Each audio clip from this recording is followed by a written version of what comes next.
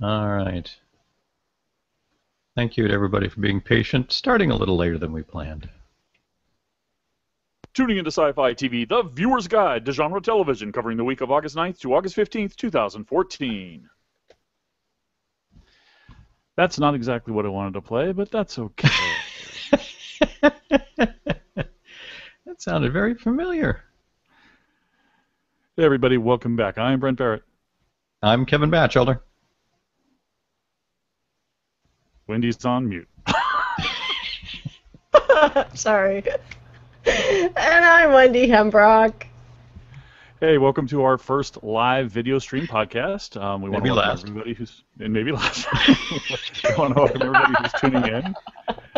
We're catching it later because there is going to be a stream available for you to view later. If you want to send us any comments or questions along the way, please go ahead and tweet us at Tuning Into Sci-Fi. There's no TV at the end. It was character limit and all that. Or send us a message on Facebook. That's at facebook.com/tuningintosci-fi-tv. You can post on our forum at tuningintosci-fi-tv. I'll check that, or send us an email at feedback@tuningintosci-fi-tv.com. We'll check that as well. At points throughout the recording, we're going to stop and check for messages and share what you have to say or think or questions you have for us. So, thank you. Yeah, looking forward to Hi, it, folks. everyone. Yes, send Total us your experiment. thoughts. Total experiment, so we'll see here. All right, a couple of order of business things to do here. We're closing down the current poll. Which of these lesser acclaimed one-season shows would you like to see given another chance? Looks like Journeyman won with 23%. My vote, John Doe, came in at second place with 17%. We also have Freaks and Geeks right behind, tied with Moonlight, Threshold at 13%. No Ordinary Family, The Cape, Surface, and Invasion got some votes. So everything got something. That's good. Yeah, that is good. And I would be happy if any of those, especially the top three, got returned. Yeah, for me it came down to Journeyman and Threshold, but Journeyman I leaned with, and that's what I went with. Excellent. All right, we are going to have a new poll by the time you hear this on the feed. If you're watching live, it's not going to be there yet. We also have a new contest coming. We've talked about it a couple times in September. Stay tuned for details. Hopefully it'll be one that you guys are all excited about, and we'll get a lot of entries. Yeah, we get several genre DVD sets coming out early September, so we're going to look through, see where to kick off a giveaway for. Yay, it's like the new season is starting of DVDs. Yeah, it's going to be fun. Before we head over to the spoiler-free water cooler, we want to do a quick check, a round-table check, and we're all going to check the sources, see if any of you have sent in any information. So, Wendy, Kevin, let's go ahead and check, see what's out there, see if anybody has any questions or comments on Twitter, Facebook, or the email. Got nothing on the Twitter front yet. We just got some greetings from Todd. Nice to see us live. Hi, Todd. Hi, Todd. I got some email here, including one from Todd that we'll cover later, but I got some earlier ones that were sent in. It looks like Jennifer or Jen sent us congratulations on 300 episodes, but more, of genre podcasting greatness. Listening to you three is always akin to sitting around the table with friends to discuss the latest and greatest in TV. Thank you, Jen. Aw, thank you. Very cool. That's really basically what we are doing. Pretty much. We also have one from Echo. Saying congrats on 300 plus. I have got to say this. Oh boy, I didn't mean to pick this one, but Brent, the new openings you have been putting in front of each show, hilarious. Now I must confess to missing your traditional opening at first, but the fun you and all of us listening are having with these various experimental openings is infectious in all the right ways. Thanks to all three of you for doing such a great podcast. Happy 300 plus. Signed, Echo. Thank you, Echo. Awesome. Yes, Brent works very hard at making those things very creative. Way more talented than I am. Yes, Brent has creativity that also is available whenever it's needed. Whereas Kevin and I have creativity that needs more planning. A lot more planning. So we like the surprise Brent throws at us, too. Yeah. Well, we definitely appreciate that, guys. If you want to send us anything, we'll be checking back from time to time throughout the show. But let's head on over to the spoiler-free water cooler. First up on the water cooler, as usual, is our quick reviews. We give the shows we're on last week a rating of watch it now, watch it soon, let it sit on the DVR, or you can skip it. We have first up Sunday, the 10th of August, Falling Skies, Episode 8 of Season 4, A Thing with Feathers. I'd give this one a low end watch it soon. Not one I watch. I think I agree. Low, watch it soon. Excellent. All right, and then we move on to The Last Ship, Episode 8 of Season 1, Two Sailors Walk into a Bar. I'd say watch it now. Oh, cool to hear. I'm a couple episodes behind getting prepped for DragonCon, so I probably won't see these till after Labor Day. I agree. Watch it now. Yeah, you're going to like it, Kevin. All right, Ooh. moving on to The Strain, Episode 5, Season 1, Runaways. Watch it soon. Also building up on the DVR. Yeah, I gotta go low. Watch it soon. Yeah, I was teetering myself. True Blood, Episode 8, Season 7, Almost Home. High-end, watch it soon. I give it a solid watch it soon. Oh, I would go strong. Watch it soon. All right, well, we're all in the same general area. That's good. Witches of East End, Episode 5, Season 2, Boogie Night. Watch it soon. If only for Freya in the red dress in the 70s. That would be why I don't care. Very low. Watch it soon. All right, moving to Monday the 11th, we have Teen Wolf, Episode 8 of Season 4, Time of Death. I would give that one a low end. Watch it now. Yes, as would I. Yeah, I agree. Okay, moving to Wednesday the 13th, we have Extant, Episode 6 of Season 1, Nightmares. Let it sit. Yeah, not one I'm watching anymore. Ooh, sorry, I was distracted. I was trying to check Facebook while you were talking. Sorry. I would also go very low. Watch it soon. Okay. Thursday the 14th, we have Defiance, Episode 9 of Season 2, Painted from Memory. Watch it now. I didn't quite go to watch it now, but it's a very, very high watch it soon for me. Yeah, very strong. Watch it soon. Come on, guys, you could tip over. Come on. Just sit I down and came watch it. close this time. All right, I'm going to take a very, very, very high watch it soon from Kevin as a low, low, low, watch it now low. But does that mean low watch it soons are really high let it sits? If they're low, low, low, yeah. Okay. See, he said high, high, high multiple times. So. All right. If it's 3 highs, then I guess we can call it a watch it now low. All right. That's what I'm Like when the baseball player hits 299.575, they round it up to 300. Exactly right. That's a round right there. We just rounded that up. Rounded it up to a watch it Oh, now. that's a new category, rounding. Yes, rounded Okay. up. All right. Well, we do have some feedback already, some voicemails that have come in before the show. And first one is from Jesse in Texas. Wait a minute. Didn't we forget the Almighty Johnsons? We did. We did. You guys confused me with the Defiance talk. All right. Our mission is complete. I'll switch to that one. The Yeah, people you watching all live see this. messed The up. people listening on the feed will See? never know this happened. All right, moving on to Friday the 15th, we have the Almighty Johnsons, Episode 6 of Season 1, Goddesses, Axel, Come in All Forms. I'd say high-end, watch it soon.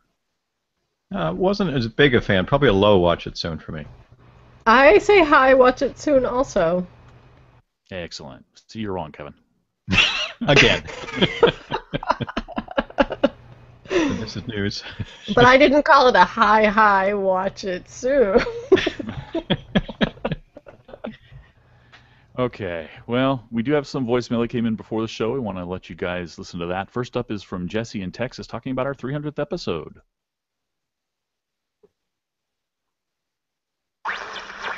What is the number 300? Is it a perfect bowling score? Yes, it is. Is it the number of people that have died in Game of Thrones that have broken Jesse's heart? Yes, it is. But what it really is the number of podcasts tuning into SciFi TV as produced, and it is on the scale of 1 to 10, the number of joy I feel listening to each one. Congratulations on 300 episodes. You guys are the best. You make watching TV especially Sci-Fi TV Fun, and I am so glad that you guys let us hang out in the treehouse of coolness. I want 300 more, 600 more, 900 more. I hope as long as you guys want to record them, you do, and we'll keep listening. Well, thank you, Jesse. I mean, that's very nice. We really do appreciate that. It's good to know folks like yourself and many others have as much fun listening as we do recording. It's going to be a lot of fun seeing Jesse at DragonCon again this year. Actually, he and I are going to be, or scheduled to be together on an Arrow panel. So first time doing a panel together. It's going to be a lot of fun. Hey, Jesse is going to be with me in the Game Show of Thrones trivia panel, too. We actually are hoping to get the whole small council as our trivia team. Nice. I have yet to be confirmed that we are in, but thank you, Jesse. That was delightful to listen to, and one of the great things about this podcast is that's how we got to know you, so thanks again. Yeah, thanks, Jesse. 900 more episodes. What are you guys doing in 18 years? By then, we might be fairly competent at doing a live Google Hangout. Yes. Maybe we'll have gotten one right. Huh? Yeah, we'll be doing it all through Google Glass by then. All right. We also have another voicemail. This one's from Sandra in Wisconsin. It's not about the 300th episode, but she wants to talk about Outlander on Stars and in general books to TV series.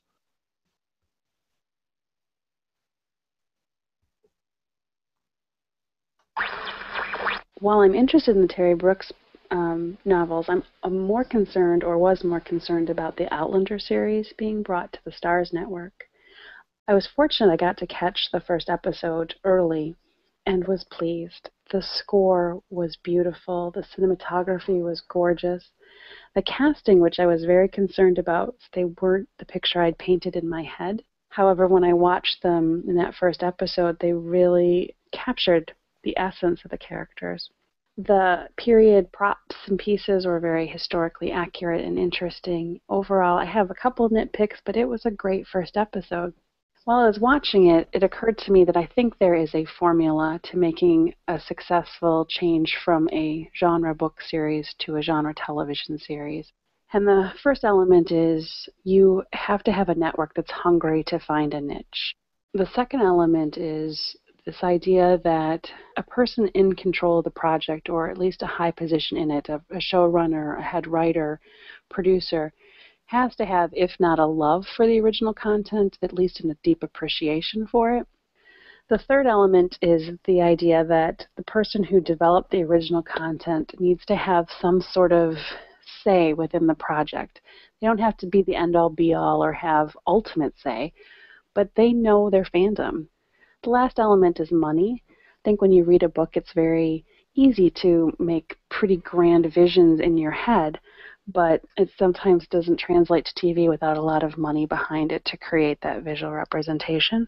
So it remains to be seen whether MTV has all these elements in place to make the Terry Brooks series work. I do believe that Starz has done it with Outlander so far. I think if you look at, for example, Legends of the Seeker, the elements just weren't there. Terry Goodkind was not overly involved in the project. At times I wondered if the writers had even read the books. It was ABC Disney. They weren't hungry to find their niche. They had lots of people coming to their network for various content. And the money really wasn't there. So it'll be interesting to hear if others have elements I've missed. Thanks.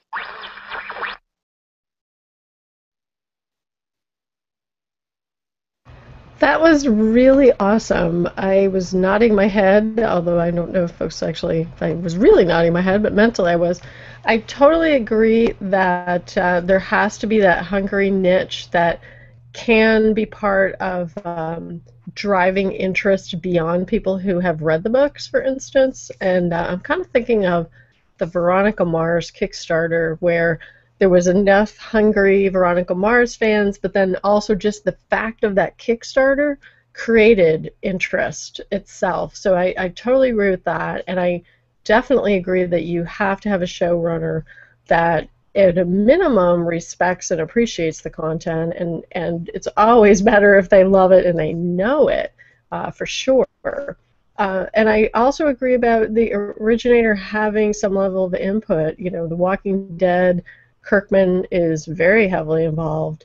For Game of Thrones, George R. R. Martin is less involved, but he has some level of involvement.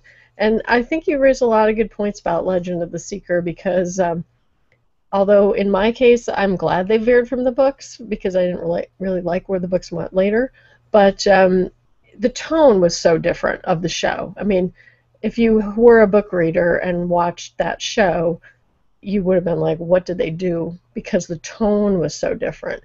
I think, I'm not sure about Outlander yet, and hopefully you'll share some thoughts as the series unfolds, but certainly Game of Thrones and The Walking Dead have the tone exactly correct with their book in comparison to the books, too. So thanks. Yeah, thanks, Sandra. I like your list and your criteria. I think it works really well. I think I would modify only the end result there. I think that criteria works really well for a book translation to TV for people who are fans of the books. Legend of the Seeker is a good example. I loved the show. I never read the books, and to me it was a great show. And I agree that if you read the books and you enjoyed the books, it was kind of a failure. A lot of people are telling us that, and those items you listed are probably exactly why. So I totally agree with you. If your goal is to find something that makes you as a book lover love the TV show, I definitely agree. The Outlander stuff, I did see the first episode as well. We didn't quick review it, which is something we probably should be doing from now on. I kind of enjoyed it. It was very slow in the beginning, and I understand, it's from book material, and the fact that you loved it as a lover of the books probably is a good reason why I thought it was really slow and you loved it, because it was really good at building up the characters and the universe and showing us everything. And but by the time it got to the end, I kind of liked it. I had kind of and just no spoilers, but kind of a Life on Mars or Ashes to Ashes feel to that particular show. So I am looking forward to watching some more. Hopefully the pace will pick up a bit. Yeah, it was a very cool voicemail, Sandra. Thank you very much. And I'm one of those folks who, for Legend of the Seeker, using that example, Sword of Truth, came to the books, or the first couple of books, after having seen the TV series. So, as Brent said, I loved the TV series, the atmosphere, the style, the way they took it. I definitely see it's radically different than what was in the books. So it's funny. It's almost like you want to be able to, as genre fans, when you hear about these books you've certainly loved or enjoyed, coming to TV, it's like you want to jump in and say that they have to bring in the showrunner, or there has to be some portion of it that truly keeps that feel, or that right away they won't. It's the not knowing that I think drives a lot of people crazy. It'd be one thing if you saw someone who said we're adapting this book, and oh, by the way, we're going to totally take it in a different direction. But most of those showrunners are very quiet about that until the stuff airs. So I guess that's the part that must drive some folks crazy, is hoping and then have the rug pulled out from under you. Yeah, I didn't read the Legend of the Seeker books until after I saw the TV show either, and I agree. If you're a book reader, it must feel like a bait and switch to some extent. So yeah, it's tough. It's a tough one because there's got to be a huge benefit to the authors, because people like me and Kevin did go out and read the books later. So it's not like they would want to stop having it happen. Oh, very good points. Since we did just play some feedback, we're going to do another quick check to see if there's anything out there to look at, and it looks like Kevin might have found something. Or Wendy, actually. Yeah, we had a question on Facebook. We were talking earlier about the intros, which Brent normally records the introduction to the show. And this question was asking whether Kevin or Wendy will ever record intros. Well, they're more than welcome to. I mean, my answer. If they want to do it, I'm happy to play their intros. Yeah, I never really thought about that. Brent tends to do that right when he's doing the editing, so it's kind of out of my head, and he's, as we've discussed earlier, so much better at the creative side of things that I'm afraid I would pale in comparison to Sir Brent. Yeah, it's not really part of the process, the way the editing flows, but who knows, maybe once in a while we'll throw one in just to keep things fresh for the listeners. We'll think about it. Yeah, I'm not opposed to Kevin and Wendy doing them. I'm definitely not even opposed to guest intros if people feel the urge to intro one of our shows. The only tricky part is getting the week's the dates right and the episode number right and that sort of thing, and having the right tone and so forth. I mean, so I'm more than willing to play anybody else's. It's just got to work, and if it does, I'll be happy to play it. Also got a couple of quick notes, not so much questions on Twitter. A couple of folks just waving to say hello. Sue was mentioning how it was good to know that Google Hangouts, kind of throws everybody off their game. So it's good to hear other people have issues with it too. I don't feel as bad. And also, WonderGen was just mentioning how it was great to actually see all of us, and throwing us congratulations again on making it to 300. We're much taller than we sound on the podcast. I'm shorter. I'm only 4'5". So. But Brent's got one of those special cameras like you have on the side of your car. Things in the mirror. The side view mirror. Mirrors. Awesome. All right. I do have a couple more emails, but I'm going to save those for later. Let's head on into some news items that we think you might enjoy.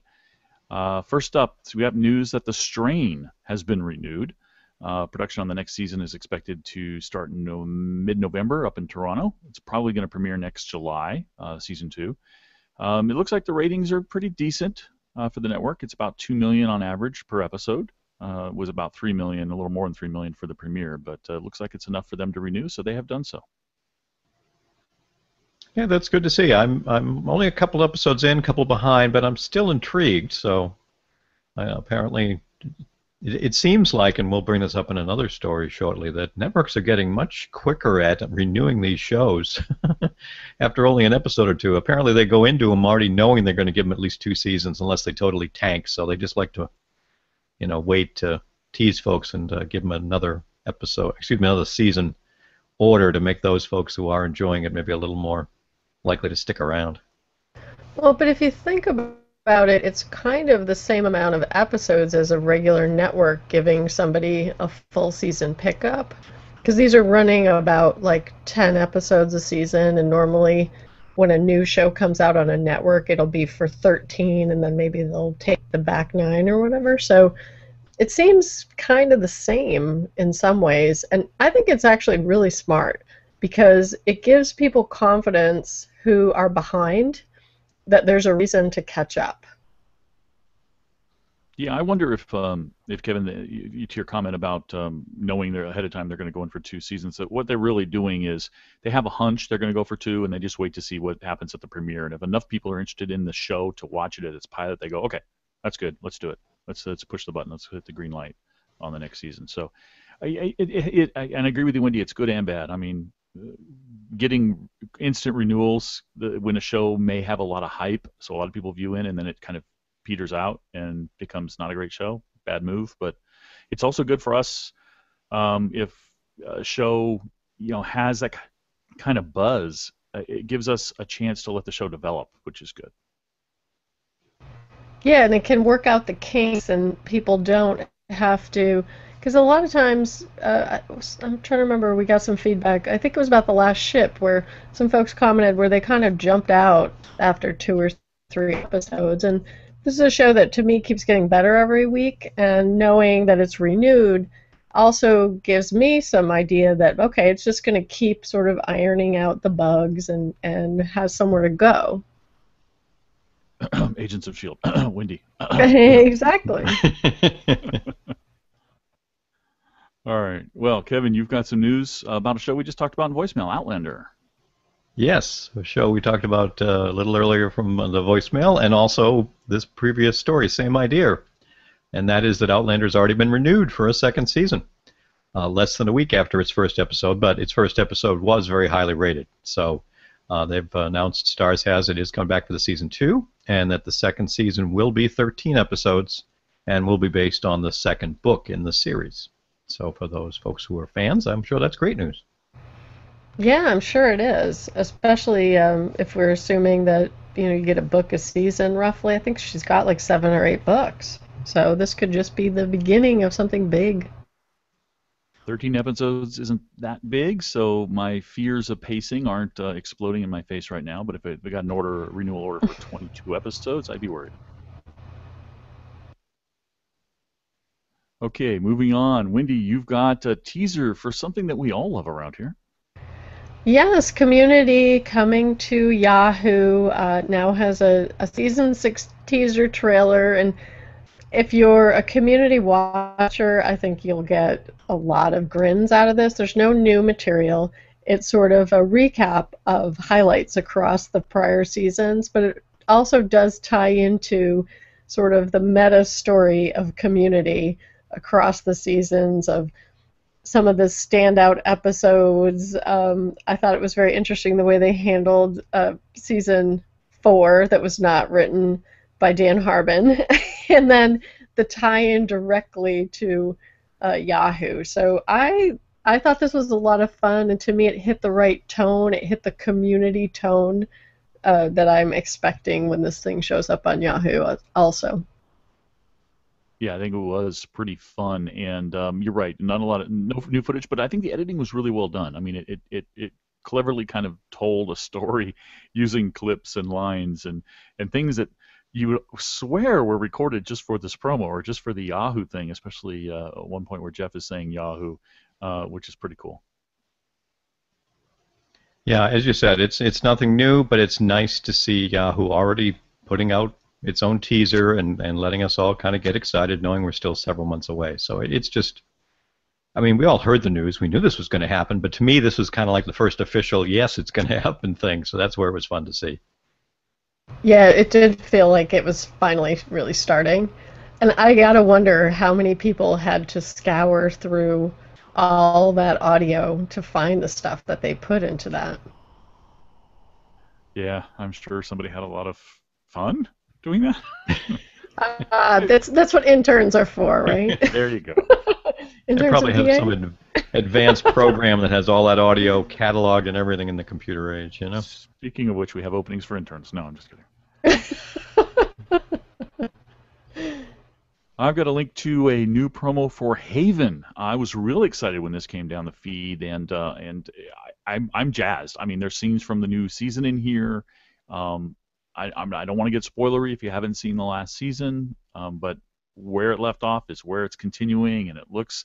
I'm hoping that a lot of these scenes weren't just from the first episode, and that things don't go right back to normal after the first episode. Haven's done a really good job in the past of kind of reinventing itself every season, and it looks like they might be doing that again. I'm really excited. I can't wait for this.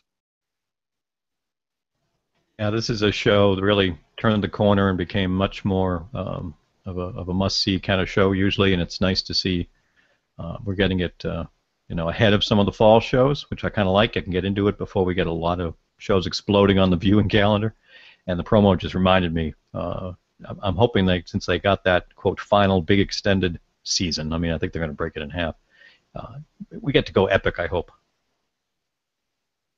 Yeah, I'm hoping they go epic too. The one thing I didn't really like in the trailer was Audrey's hair.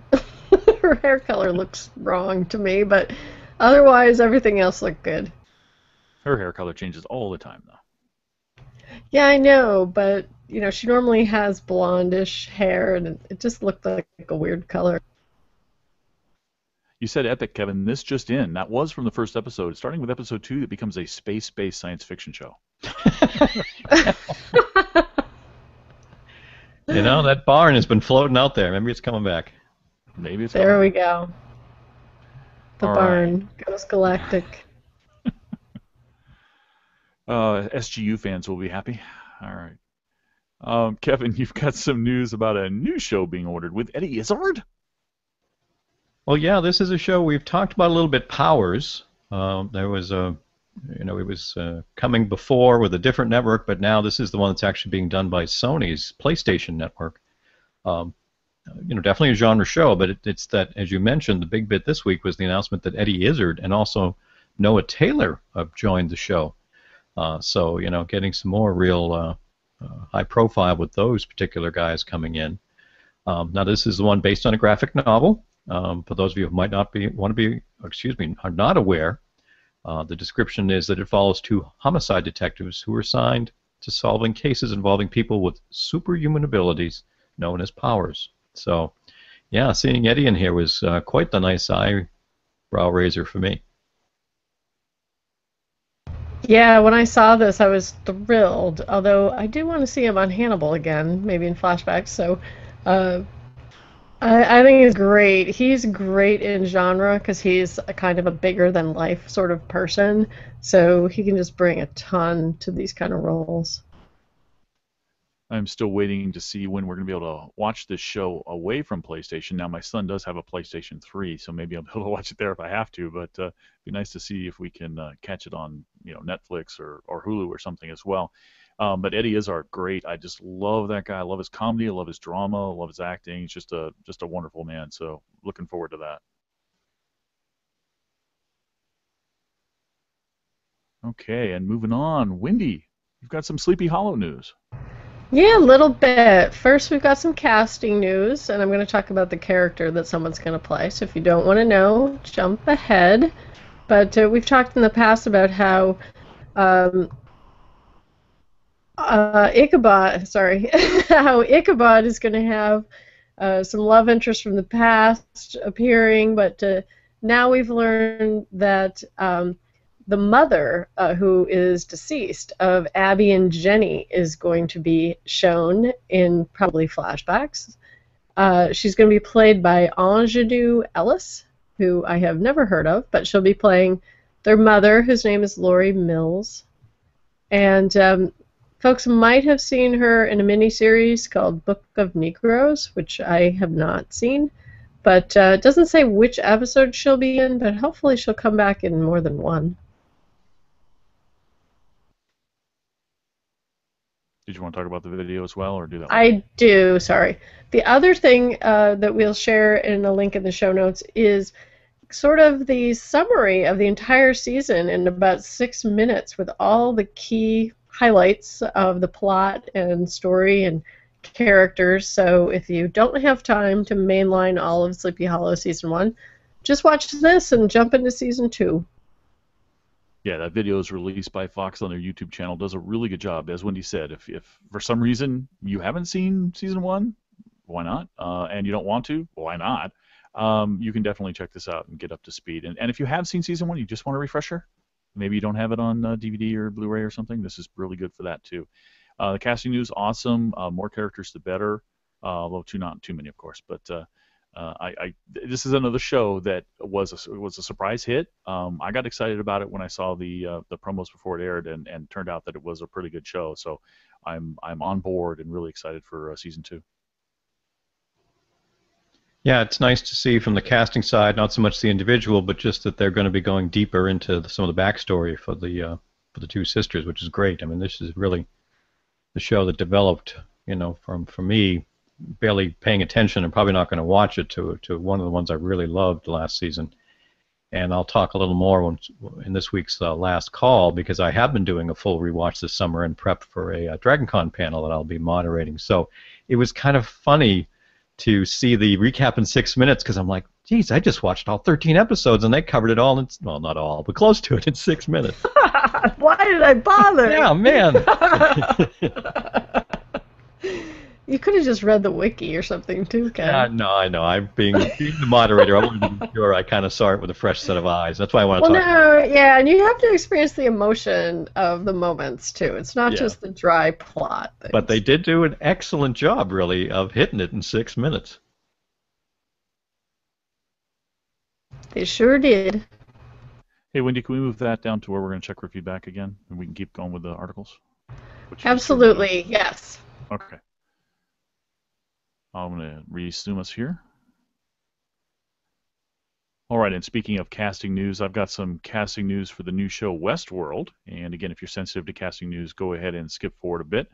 But it looks like Miranda Otto is joining the show. She's going to be playing the park's quality assurance head. And I think this is going to be pretty much based on the same story that the movie was made out of. So I'm kind of getting a grin on my face thinking about what sorts of roles she's going to play. But it's a key player in the series, in the show.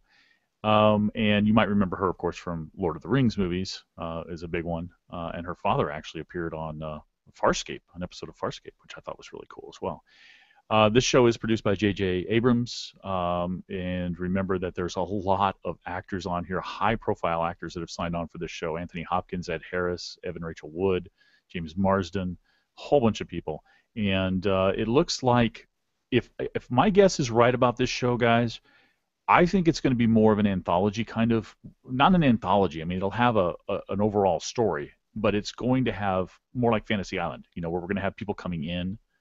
And so I think some of these big names aren't really going to be in for the whole thing. They're just going to be coming in and making appearances or something, but we'll see. And that idea makes a lot of sense, thinking about the movie and the high level of the names of the people that are coming in. I mean, this is great news. I'm looking forward to it. It was a fun movie. As we've talked about, certainly more on the B-movie side. So the concept is interesting. But now that you say that, Brent, that's the way they could really make this kind of work, I think. I agree. Although, we also have it being very common to have a big sprawling cast in a lot of these cable shows that have very small parts from week to week, or they're not in it every other week or something. So they could be, quote, regulars, but they're only going to be on screen 10 or 15 minutes at a time. I'd like the Fantasy Island sort of guest on the ship of the week idea, though. That could be a lot of fun. Yeah, especially if slowly over the course of the season they're detecting there's some problems with some of the robots, and they have some small incidents, but nothing really catastrophic, so they can continue bringing guests in. It's not like it makes national news or something and nobody comes anymore.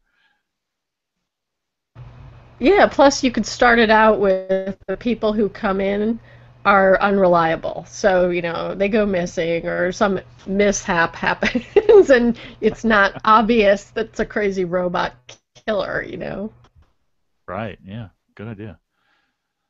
All right, well, we'll see what happens there. Kevin, you've got some news about Doctor Who. Yeah, we got a nice article, again, especially for the Who fans, with the first episode coming up now in just a couple of days. Kind of talking a little bit about, some feedback from some of the stars and the folks involved in the show as far as kind of the, if you will, some of the differences now that Matt Smith has left and Peter Capaldi is there. You have Jenna Coleman talking a little bit about some, shooting things where she might have expected Matt to have done one thing and now Peter does it differently. So it's just kind of the whole getting used to the differences between the actors playing the Doctor. And some things we likely won't see, or some old friends that potentially coming back, which we have touched on. So it's a nice kind of little recap now that we're less than a week away of some of the things that we'll likely be seeing and how they might be just a little bit different.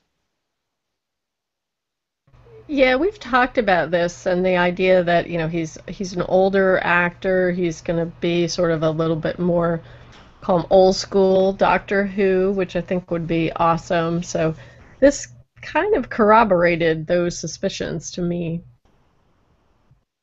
Yeah, this is just adding to a lot of the behind-the-scenes things I've seen in that special that was on this weekend that we're recording.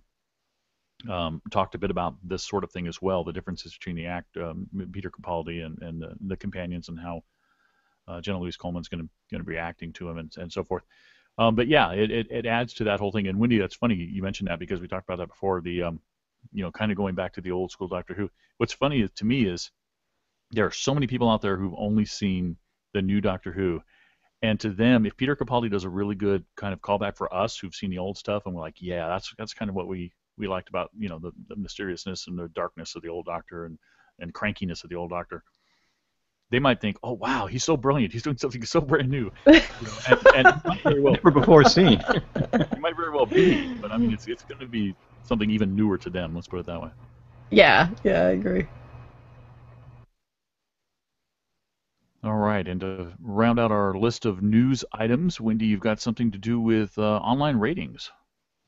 Yeah, so TV Line has been looking at, by TV show, sort of the spikes and the ebbs and flows in people searching for particular shows. And they looked at what are called Google Trends, where it looks at, sort of what are people looking for in a TV show in terms of its interest over time. And one of the things that I thought was really interesting was they looked at True Blood, which kind of had a peak back about seasons ago in terms of its average interest online, people searching for it, looking for information about it. And it's slowly sort of degraded over the last couple seasons. Whereas Supernatural just keeps going up. Its trend line just keeps going higher and higher and higher. And the interesting thing is, I mean, for a show that's this old, it really is a show that when people experience it, however they come to it, they like it and they start to get interested in it and want to talk about it with other people. So the data is really there for something I think we all have ourselves experienced and observed with other people. The other interesting thing was True Blood had the highest peaks, but so did American Horror Story Coven had really good ones. Teen Wolf has a very consistently high search volume, as well as Vampire Diaries. Oh, that's very interesting news. The Supernatural thing doesn't surprise me. Like you said, it's got, fans keep coming in all the time. It's got a very fanatical base, which is pretty cool to some degree. But True Blood fading as well, I mean, I guess that makes sense, right? Because, the season's coming to an end. But those other ones you cited too, I mean, they make sense. Teen Wolf, you got a lot of youth people, a lot of people searching online and doing things online. So kind of makes sense. It's kind of cool to see this sort of thing being tracked.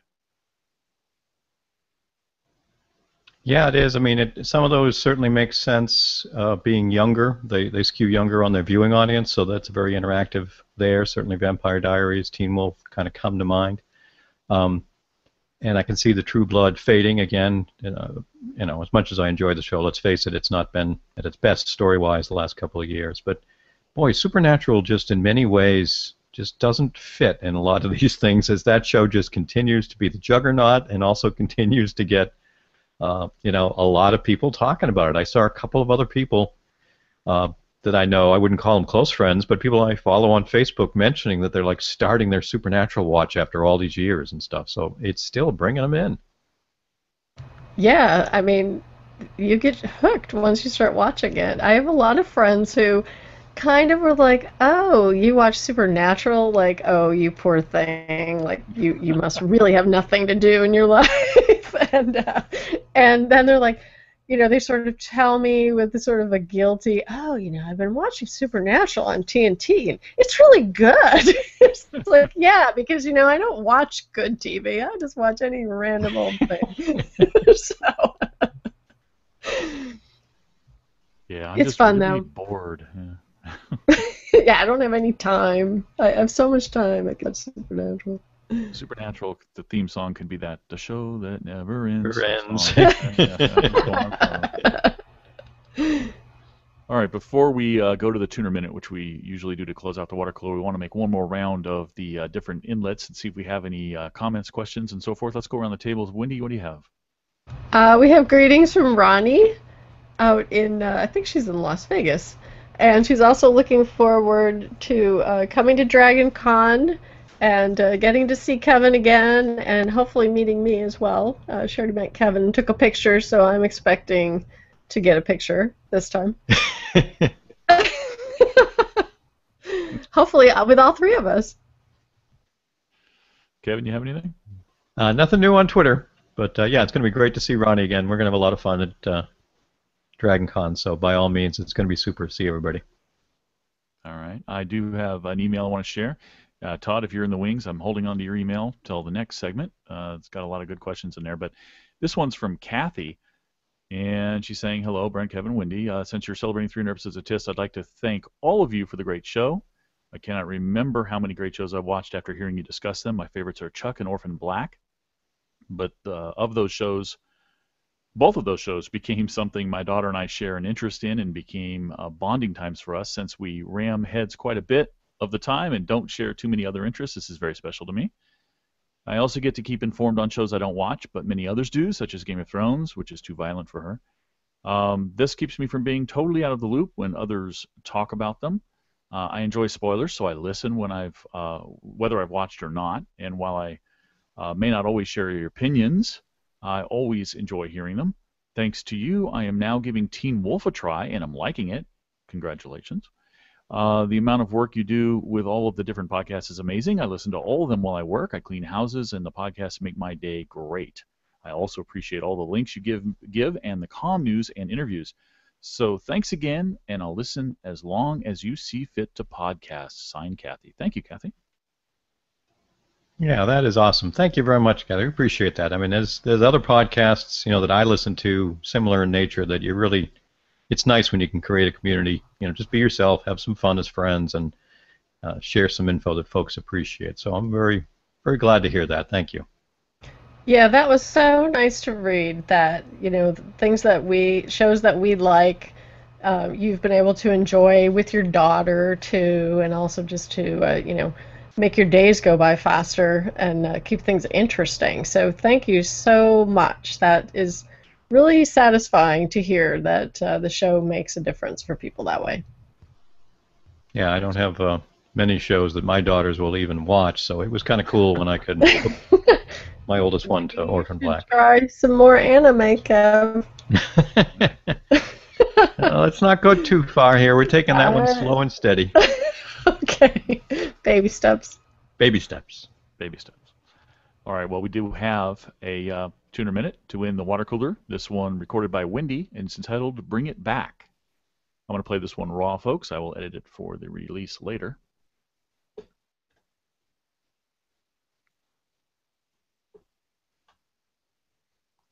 With all the new TV shows around today, and the availability of old shows becoming more and more easy to obtain, I'm starting to wonder, will we ever need to bring back a show again? There's so much new content. Will there ever be an audience for Stargate that's big enough to want to bring it back as a new TV show? And if you had to make a choice between more Stargate in some rebooted fashion or something completely new, which would be your preference?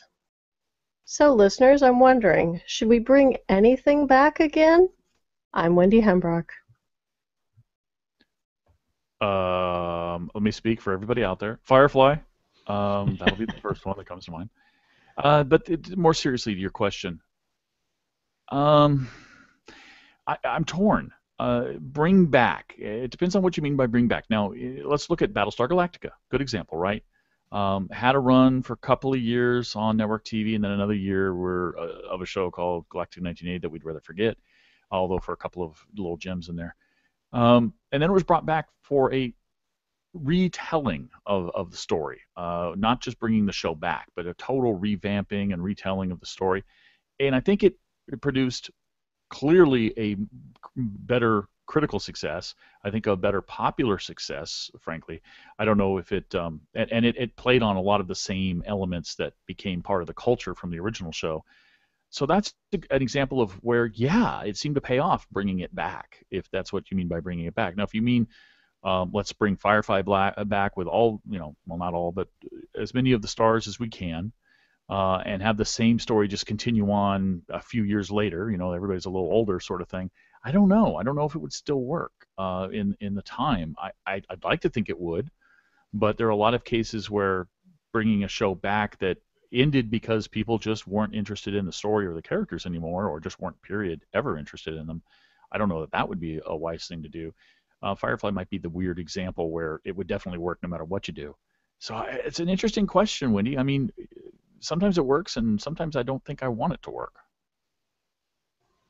It's so tough to pull the emotion out of it for something that you were attached to, though, to then look at it properly that way. I admit I'm horrible at that, because anytime we start touching on a subject like this, I start going to the shows that I really missed. Legend of the Seeker, and it never got a full telling, and all the other stuff there. But even things like Threshold, I mean, I remember we barely got a chance to see that, and I thought that thing was just going to be gangbusters. So it's tough for me. Yeah, I'm not thinking about shows that were sort of canceled before they reached their potential, right? So, and I wouldn't even count Firefly in it. I would count Firefly even in that, where it didn't really get to tell its story.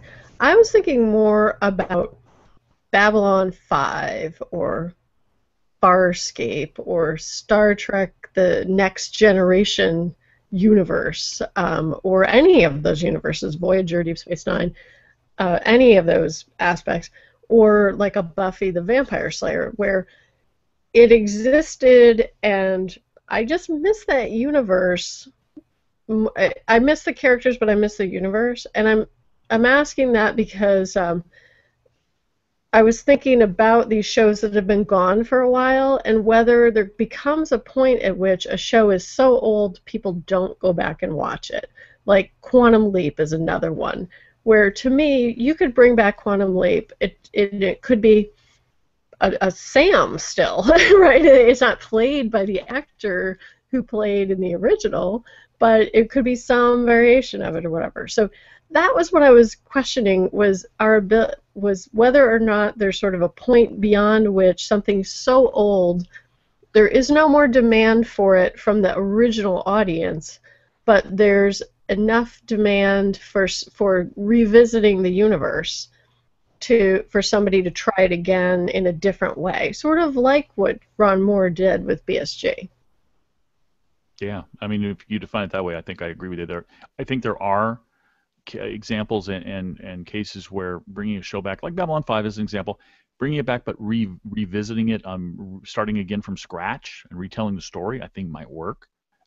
Star Trek is always an unusual beast because there's been so many shows in the same universe that I think they could just do that again and they'd get an instant audience. But Babylon 5, I think it would do well to serve the BSG route. It might actually improve it some. I love Babylon 5. Don't get me wrong, but I think coming back with a different take on it, with the newer special effects, with newer forms of storytelling, cinematography, and all of that, might actually make that thing something new and unique, which is good. The other one, Farscape. I'm such a scaper that part of me is saying no. Don't bring that one back. Yeah, that one can come back with the same cast, telling the story. That's what I'm saying. Yeah. But Babylon 5, I think, is another one where I don't even know that you'd have to retell the story. I think you could pick it up sometime after the events in the story with new characters, but those same races, you know. They did that. I didn't watch those movies. Well, they had Crusade, which lasted part of a season. I can't remember now. And then they also had the Tales of the Rangers or whatever, which was kind of a series of TV movies that was intended kind of as an add-on. But they've done that. Yeah, I stopped watching it after we did our rewatch. I didn't watch any of the extra stuff. All right. Well, I think that wraps us up for the water cooler. Let's head on over to the spoiler-filled back porch. Before we get started with shows, we're going to check for feedback another time here. Let's go around the table. Looks like, Kevin, you might have something? Yes, we got a tweet from listener Sandra. She said a really fun live show. Thank you, Sandra. But her question was asking us, what is the origin story for tuning into SciFi? How did it all get started? And, that's a good one. As many of you know, Brent and Wendy and I worked together on the Scapecast, the Farscape podcast, for many years. And after having done the Firefly podcast, The Signal, myself for many years as well, and knowing I was a big fan of genre TV shows, I was trying to think of what the next podcast I wanted to do was. And rather than going show-specific, I thought, well, geez, I love so many shows. And that way we don't have to worry about a show ending. Let's see about doing one that covers, lots of genre shows. So for a while they were kind of percolated in my head, trying to come up with the name and the concept. And during that time I approached, I think, Wendy first and then Brent, and they were both game for it. So we just started putting the finishing touches on format and how to do it, and kind of kicked off from there. Going back now, when was that, 2008, guys? I think so. Yeah, the way I remember it was Kevin had told me through email, I think, email correspondence, to start watching Supernatural. And I did, and I was emailing him constantly about it. And he was like, look, if you want to talk about Supernatural anymore, you're going to have to join this podcast. And at first, I was like, well, I don't want to do a podcast that's just about Supernatural. And and it was like, great, we can talk about everything. That's awesome. Yeah, the way I remember this is pretty similar to both of you. I remember being approached by Kevin and Wendy, and I think the thought was, I think Kevin said, we're going to do this podcast where we're going to talk about shows, and we know you did a lot of work on the Scapecast, and we were looking for tips and advice, and my reaction was, wait a minute, I want to do this too. So I think that's where it all started. We got all that going before we had our first episode, and recently on the promo I did for this live stream, I played the opening from the first 3 episodes, and it was Kevin, Wendy, and me. So I mean, we had the format down. It pretty much was the show from the start. So we're very happy, glad, proud to some degree, lucky that it's still going for this long. But I think it was a stroke of genius, Kevin and Wendy. Well, what neither Kevin or I ever told you was we knew that we couldn't really edit this show and make it sound very good. And we're like, how much do we want to learn about this stuff? Maybe we can convince Brent to join the crew. Well, it was only at that point, man. Yeah, I mean, I knew we'd need someone to help editing, and I knew I had no clue on that, and I wasn't certain how many different shows Brent wanted to watch, so I didn't want to like put the guy over the barrel and say, do you want to come in, and oh, by the way, you have to do the work. I was kind of like, well, maybe he can offer a tip, and that'd be a good way to start a conversation, and you were all in from the get-go, so it was perfect, a perfect match of skill sets, because, yeah, we'd be lost if we tried to edit this thing. But talking back to the Scapecast, when we would have our crew calls on the Scapecast, we'd have our sort of handle all the business, and then the end of the call would be everybody sort of talking about whatever show was on their mind that week. So it wasn't a big stretch to think that the 3 of us would like to talk about a bunch of TV shows. Yeah, definitely. Anything from Facebook, Wendy? No, not right now.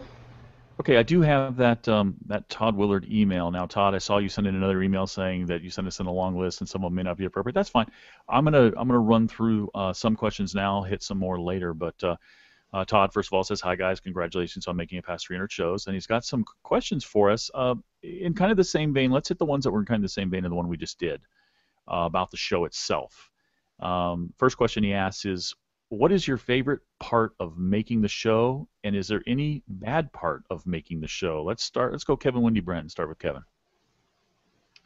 The favorite part is just what we're doing now. Just once we get started and just talking about the shows we love, whether it's the news items or, once we get here in the back porch to individual shows, it's just the fun aspect of geeking out with some friends about the stuff we love so much. That's certainly the part that I love the most.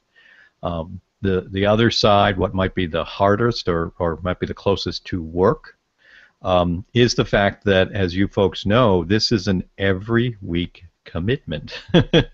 Barring being out of town or some big unforeseen family thing or work thing.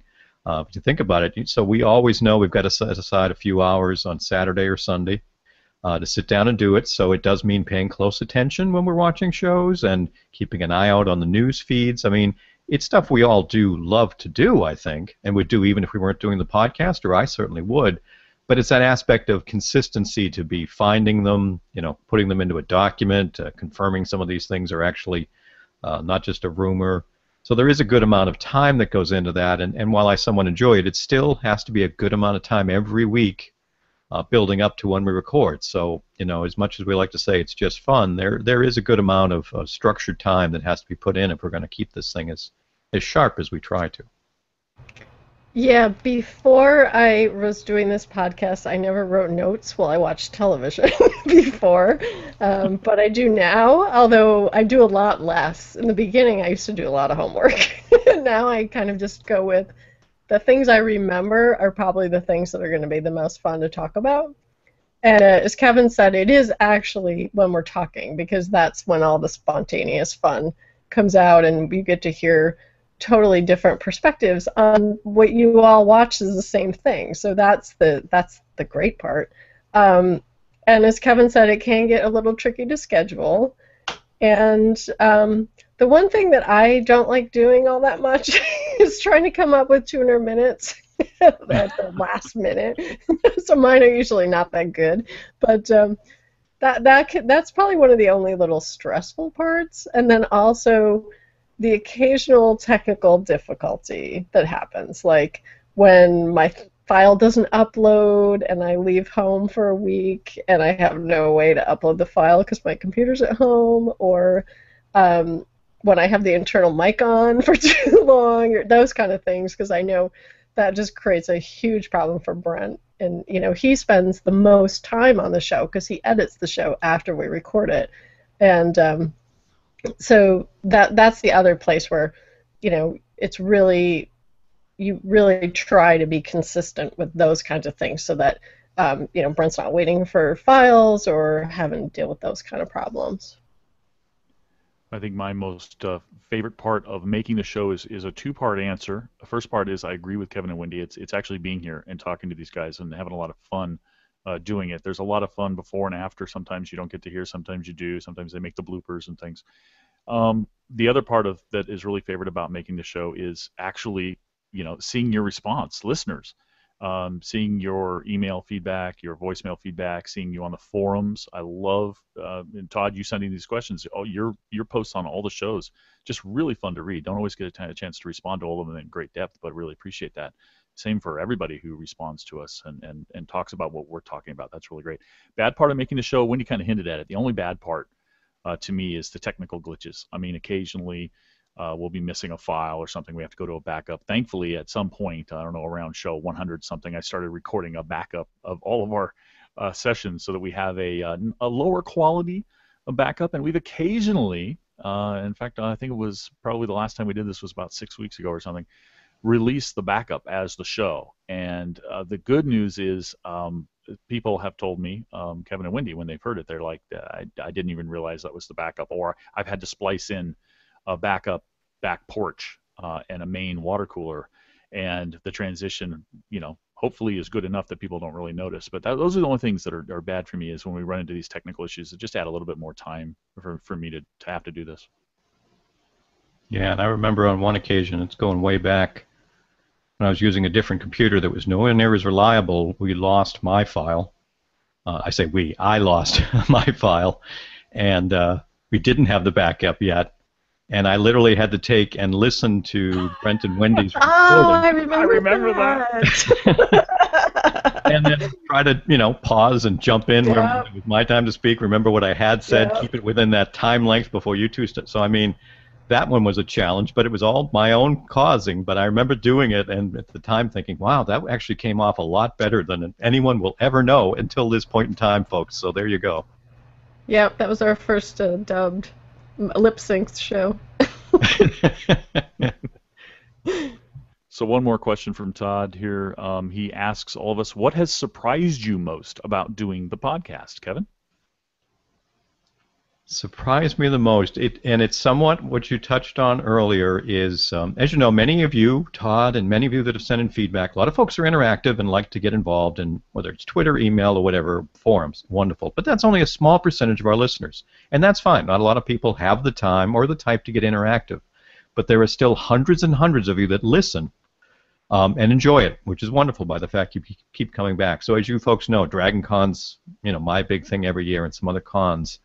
I still am so pleasantly surprised when people at the moment look like total strangers will come up to me just to say hello, shake a hand, and say, I'm a listener. I've never had time to email or anything, but hey, we appreciated it, we love it, or hey, I'm a fan of filling a show here. And just to say hello and thank you. Sometimes just recognize my voice if I'm on a panel, naturally, because you folks are so used to voices that you'll just pop in long enough to say that. And that's just so wonderful it happens. I mean, I know it's going to happen a little bit now after many years, but I'm still surprised at how many of you. So that's the community side that is just wonderful, but so pleasantly surprising to get a chance to hear you folks share it with us. Yeah, that's a really good point. I have also had that experience at Dragon Con where someone will just hear me talking like, you're that Wendy. It's like, well, who? No.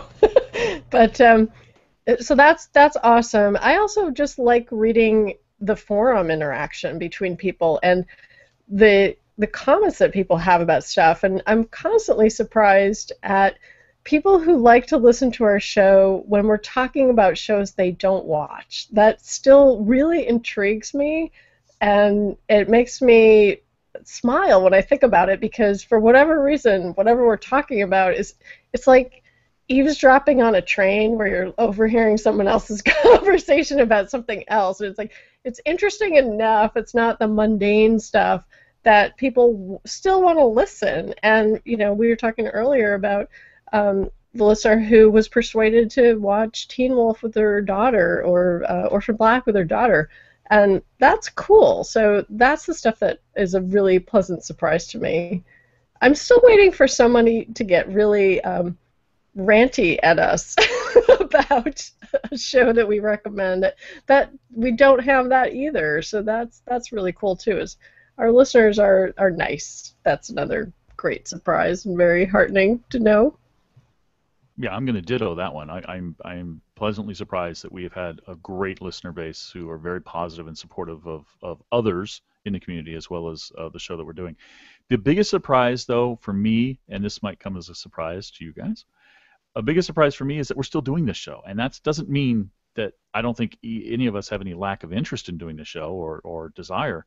I think it's more a case of every year I'm thinking to myself, how long can this keep going on before one of us has a change of life event or something, or, you know, we basically have to scrap this thing and go on with our lives, you know? And it's a pleasant surprise to me that we are still doing this. And I don't know that we're going to do it for 18 more years, as Jesse from Texas wants us to do it, but I think we might do it for a couple more. Who knows?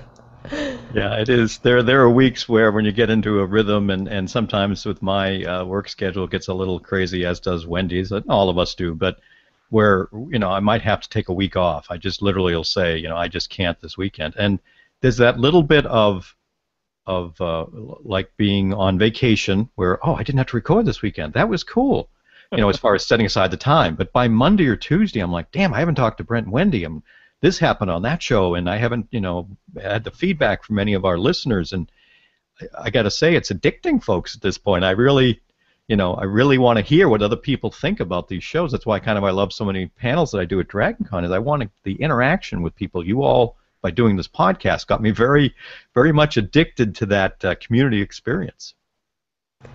Yeah, that is a good point. I think the other thing is, because we're always talking about different shows, you know, the stuff that we're talking about now are different shows from what we were talking about before. But it's not like we forgot them. We're always referencing back to earlier shows, too. So that's another reason why, even though our show kind of has a structure, it doesn't really have a formula. Definitely doesn't have a script. Okay, I'll tell you that right now. Yeah. And now you can see that it doesn't. One other little story I want to add, though, is how it's become so much a part of my life, this show. Occasionally we have to reschedule. Like today we're recording Sunday, earlier than normal on a Sunday. Usually we record Saturday, for me, afternoons, about 1 o'clock, for the folks on the East Coast, about 4. And what's really funny is whenever we have a situation where we have to shift the schedule to a Sunday, or if I'm taking the week off, or we're just not doing a show because two of us have to take the time off, what's really funny is sometimes I'll get a comment from my wife on Saturday afternoons, like, what's wrong? Why aren't you recording the podcast? You know, it's become kind of a regular thing for her to expect me to be up in my office for a few hours on Saturday afternoons. It's just funny. Exactly. Same thing for my wife, too. If she sees me late on Saturday afternoon, she thinks there's a problem. What's the problem? Oh, no, we moved recording to Sunday. Yeah, people know that Saturday afternoon I'm not around, and they're like, what do you mean you're going to be able to come? It's like, yeah, no podcasting on Saturday. People know that that's kind of a time that's blocked out, generally. Except your sister. I'm sorry. No, she's calling to remind me. She doesn't know what time. All right. Well, Todd does have some more questions, but I'm going to save those for later. Let's dive into some back porch spoilery stuff. And for those of you on the live stream, this is going to run longer than a normal show. It's going to be trimmed down a bit for the feed, the podcast feed, the audio feed. So, you know, don't freak out. So let's head on over to the back porch. First up, we're going to talk about Teen Wolf, and Kevin's going to kick us off. Yes, had another good Teen Wolf this week. We've certainly been keeping things moving forward here, figuring out our whole benefactor story. I loved how they kicked off the episode. Another example of where Teen Wolf does relationships so well, as we had, at the end of last episodes, Malia had found out, that, she was Peter's daughter. She saw her last name, the whole list thing. She was very upset at Styles, so we have Styles basically dreaming that she's, with him there in bed, just lying together, and come to find out it is an illusion. So again, it just shows a little bit of that, for a little bit you're kind of wondering, oh, wait a minute, I thought they were a little estranged a little bit, and then is that real? Is it a dream? You couldn't really tell. So, I mean, it just goes to remind you of where the relationships are and how well they structure those. But basically this time we have the gangs come up with the crazy idea to try to lure in, figure out who the true benefactor is, because they all need the confirmed kills for these folks, is that they come up with the idea of basically killing, in this case stopping, Scott's heart to try to draw the benefactor out. So we get a few different folks working this plan at the hospital, and with Mr. Argent trying to play the communicator to do that, and also that's kind of the storyline we're trying to do here is let's draw him out, figure out maybe who he is.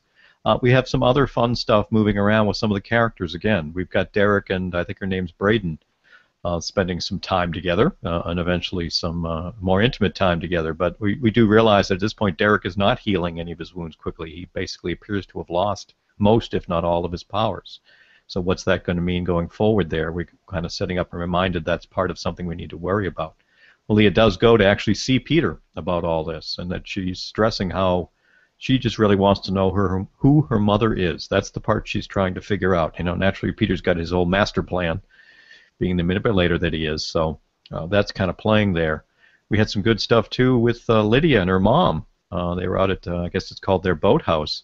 And I wasn't remembering a lot of this storyline, but essentially they're talking about who would be Lydia's grandmother, her mother's mother, obviously, and them thinking that she's not really dead based on some of the information of what they're finding, some of the ashes that were in an urn that they can tell aren't what would have been her. So we've got another piece coming that I had long since forgotten there. We had some good action. I liked that when Scott was, quote, dead, Kate and her berserkers kind of showed up. I think it was Kira and Liam had a little bit of a big fight on the roof with one of those berserkers. Kate came in. You folks know I love Kate and the actress, so it was great to see her kind of coming in, and she was claiming she was going to be getting Scott's body, but that she's really not the benefactor. So I'm waiting to hear a little more on that. So they're building pretty good as we're getting only a few episodes from the end of this season. Not real close, but to me, kind of getting there. So this was one of those ones I enjoyed all the different pieces and realized at the end, damn, there's a lot of storylines that are going to need to come together. Yes, there are a lot of storylines going on. And I really like that opening also. I gotta say, Styles is probably my favorite character on the show, and that was just so well played by the actor in terms of that dream, but also him realizing he had a dream. I also really like the stuff with Lydia and her mom. I wasn't surprised about the Scott being dead and then the time before activities. The one part that did surprise me a lot was the way the mother played it. That was really blood-curdling when she thought he was dead. That just ripped my heart out.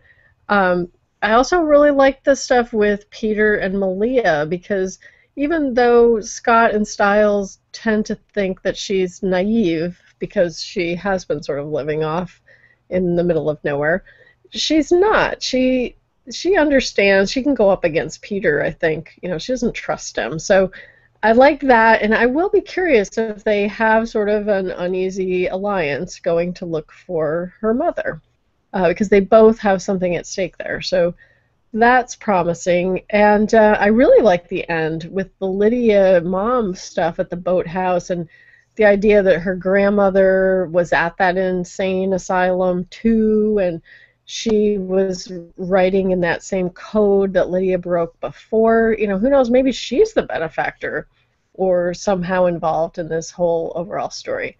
I did have one question, though, because I thought it was really disturbing, and I'm wondering if it was just because of the drugs that Scott was taking, to make him dead. But what was up with that vision of him, being egged on by the guy with no mouth to hack up Liam? I don't know, and that part of this episode bored the crap out of me, so I just ignored most of it and skipped it because I mean, so many shows, including Teen Wolf themselves, have done this in the past. I mean, Buffy did it, a lot of other shows did it, where people who are near death or in some kind of weird states of mind have these weird vision dream thingies, and I guess it could serve a purpose, but in this show I saw it and it just felt forced. It kind of really stuck out, and I was just like, yeah, why don't I just skip to the very end where some revelation happens, or maybe no revelation is going to happen. So if something's going to come of that dream, so be it. But it just really bored the crap out of me. I do want to chime in and be the third one to say that I love the opening scene with Styles and Malia in bed. It's not the typical. What's really great is it's very touching and shippy because it's not, Scott and Kira or Scott and Allison having sex, which is what you tend to see. It's just Styles figuring out how to sleep in the same bed with Malia and her caring enough to do what she needs to, frustrated with him, but also caring enough to do what she needs to do. And I don't think it was kind of a hallucination. I think it was really just a memory. I mean, he was having a memory dream of time he spent with her. I hope that it was something that sweet with those two because they do fit together well as a couple. I want a couple of things pop out to me about the whole faking Scott's death thing. I love the scene with Styles and Argent, where they're chatting with the benefactor, and I love Argent trying to get Styles to say the right things, and finally takes over and kind of threatens the benefactor, send me the payment or I'm coming for you. And not for a second do I not believe that Argent would do something like that or try to figure out who this I mean, he wants to know who the benefactor is, but that he would come after the benefactor. Kate arriving with the Berserkers to make sure that they don't end up killing Scott, and I was a little confused at first, and then when she goes and checks in with Peter, and it's because Peter asked her to make sure Scott's okay, and Peter's very relieved that Scott's okay.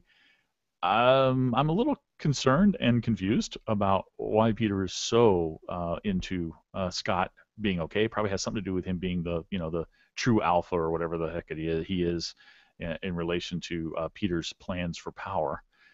I liked Malia going to the Hell Vault. We talked about that, and Peter discovering her, and I like the line he has. I said you couldn't leave with them. I didn't say you couldn't read them.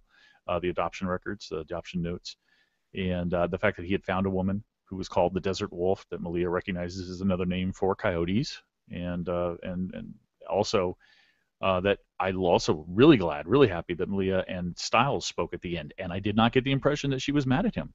I got the impression that they were talking as if they were on speaking terms, and I liked that quite a bit. There was no, and it adds to that really.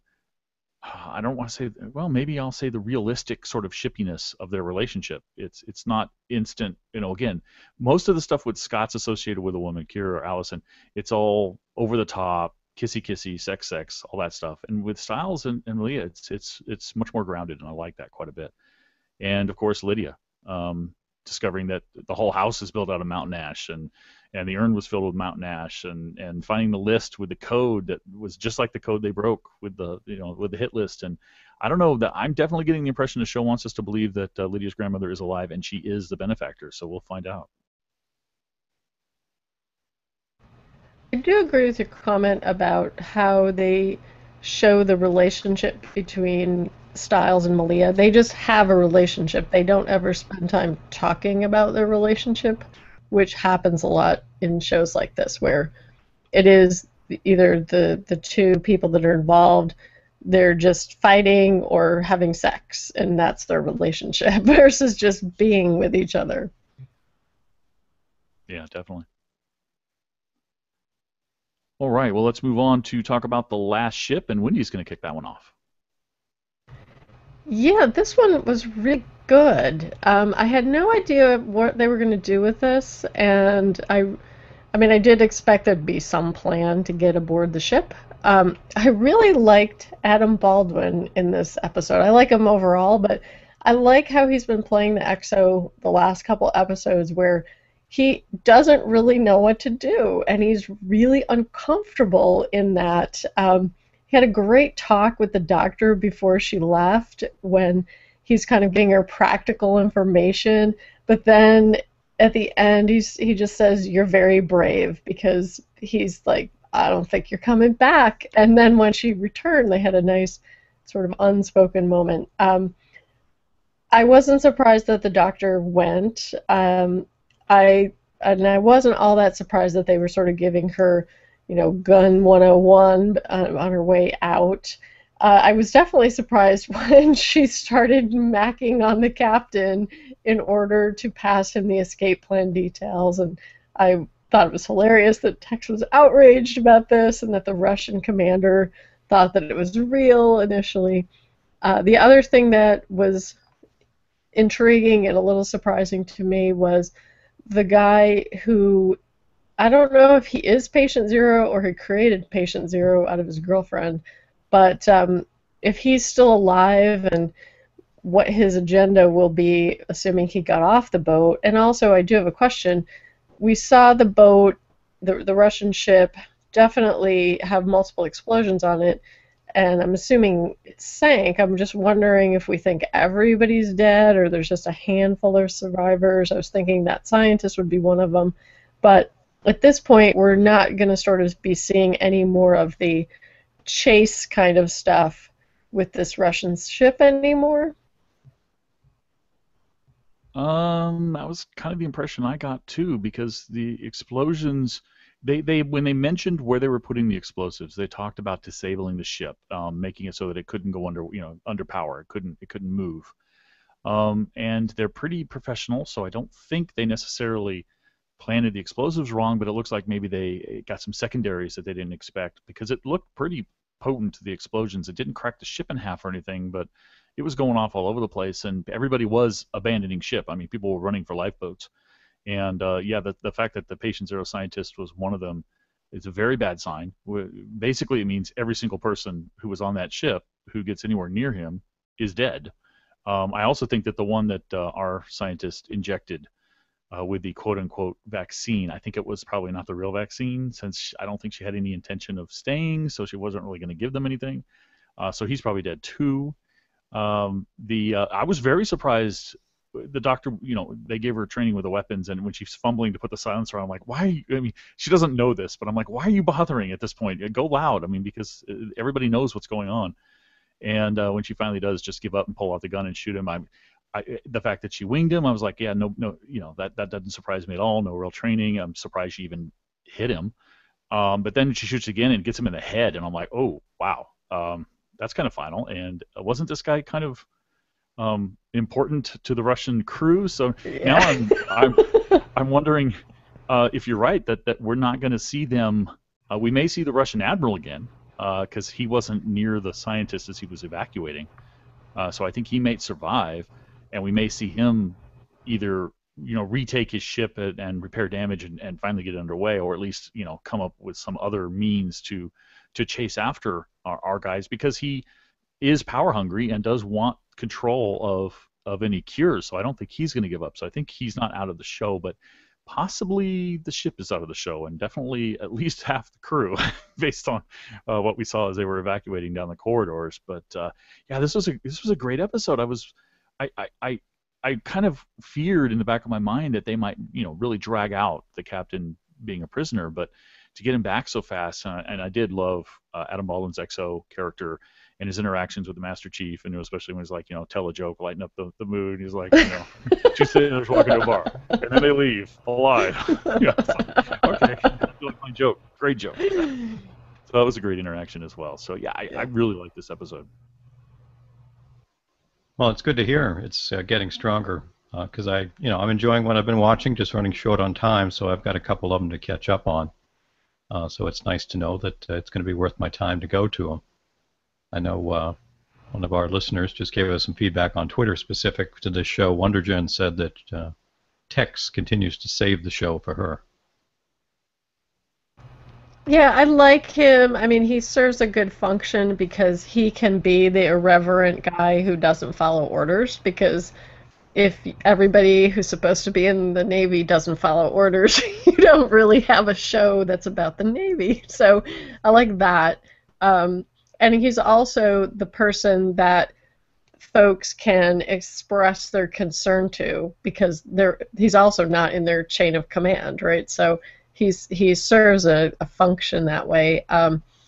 So I like him. I mean, I like all the main characters. I think they keep sort of peeling back the interesting parts of the characters, and it didn't start out with people being all that interesting. But for instance, Adam Baldwin, he's not playing that part like he's done this before and he knows exactly what to do. You're seeing him sweat. You're seeing him look like he's going to make a decision, but he doesn't necessarily know the decision he's going to make until right up to that point, and he's also willing to sort of listen to other people and get input. So that's a very different kind of leader than we see in a very sort of, I call it, cliche kind of a scenario. I mean, Will Riker, you never saw Will Riker be all that, wibbly wobbly about what he was going to decide to do. He might have done the wrong thing, but he just jumped right to it, kind of thing. So, this is a show that I think is still figuring out how it's going to be, but it's getting better every week, and I actually do hope that we see less of the Russian ship chasing them. Maybe the one mad Russian captain out there is okay. I don't know. But I'm glad the focus is not, fighting the Cold War again. Just dawned on me that the Russian admiral is basically Ahab, and our ship is the white whale. The whale. Well, the doctor is the white whale, right? Yeah. All right. Well, let's move on to another show to finish out, hopefully, the back porch. And that would be Defiance from last week. Before we get started, I want to give a big thanks to Mike in Michigan. He sent in about 12 minutes worth of voicemail, a little too much for us to play here, Mike.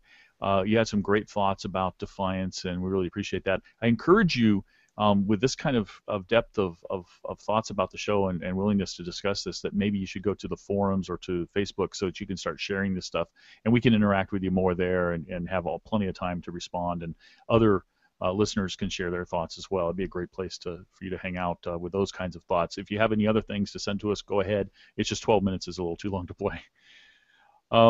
So diving into Defiance this episode, this is the one with Kenya back. And what's really weird is when I started watching this one, within the first few seconds of watching this episode, suddenly it clicked in my brain, and I remembered what they had set up last season, the writers had, with the concept of the alien, transforming an alien to look like a human, implanting him with the memories, when that astronaut came back in season 1, and he was actually an alien who had been transformed, who had the memories of this astronaut that everybody, that Nolan knew as a kid had been sent out into the space station or into space or wherever. So within seconds, I'm like, wait a minute, I remember, wait a minute, are they setting up, oh my God. And then it played out during the course of the episode, and I just had this big smile on my face. I'm like, yeah, this actually makes sense. I'm kind of glad in a way that Kenya, I hate to say this because I love Mia Kirshner, I'm kind of glad that Kenya really is dead, and that this is another Kenya, if you will, but it's one of the aliens who was turned into to look like Kenya and given memories, but only the memories of Kenya and her activities that Amanda was present for, because these came from Amanda's memories. So they extracted anything having to do with Kenya out of Amanda's memories and gave them to this new Kenya. So she's got a very Swiss cheese memory currently, which is pretty cool in a way too, because there's so much more for her to learn and things she doesn't know, and thankfully for Stama, she doesn't remember that element. She doesn't remember a lot of the stuff with Nolan. I mean, all she remembers is that what Amanda knew about her and Nolan together. And it's really interesting as well when Kenya begins remembering some things, remembers this tattoo, and Nolan takes her to see Berlin's tattoo, and they find out that the variation of the tattoo means that it was an EREP Special Forces team that had rescued her. He thinks, she thinks, and Nolan thinks that they were holding her, but I don't think that's the case. I think they came in and they actually possibly were the ones to take her out. But then again, now that I'm thinking about it, and now that I'm saying it, I realize I'm totally wrong. They were actually in cahoots with, they must have been in cahoots with the mayor and were the ones who actually, were like doing security or pulling security or something for wherever they were making her. And then it was actually the one who's connected to Rafe is the one who actually was part of the team that broke her out and was holding her as hostage in exchange for Amanda's cooperation when they needed it. So anyway, Nolan discovers her scars are gone, and then it's all clicking together. We got 2 and 2 putting together, and he runs to Amanda to warn her, and of course Amanda's being warned by Stama that she's really dead. Kenya's really dead, and then of course the mayor tries to cover up his mess and kill Kenya and shoot at Doc, but misses them both. They both, Doc flees town. I'm waiting for Doc to tell Nolan or Amanda or both what's happening, because she's got nothing to lose and everything to gain from that. I mean, if she informs them that the mayor is behind this, then the threat to her life from the mayor is taken out. Now she still has a threat from Nolan's life, but at least that's one of them down. A divide and conquer sort of thing. But Kenya realizes, of course, figures out what she is, and has a tearful goodbye with Amanda. I mean, Amanda's crying. I don't know that this new Kenya was shedding too many tears, but she's definitely shaken and tries to flee town, or does flee town, and gets on a bus, heads out of town.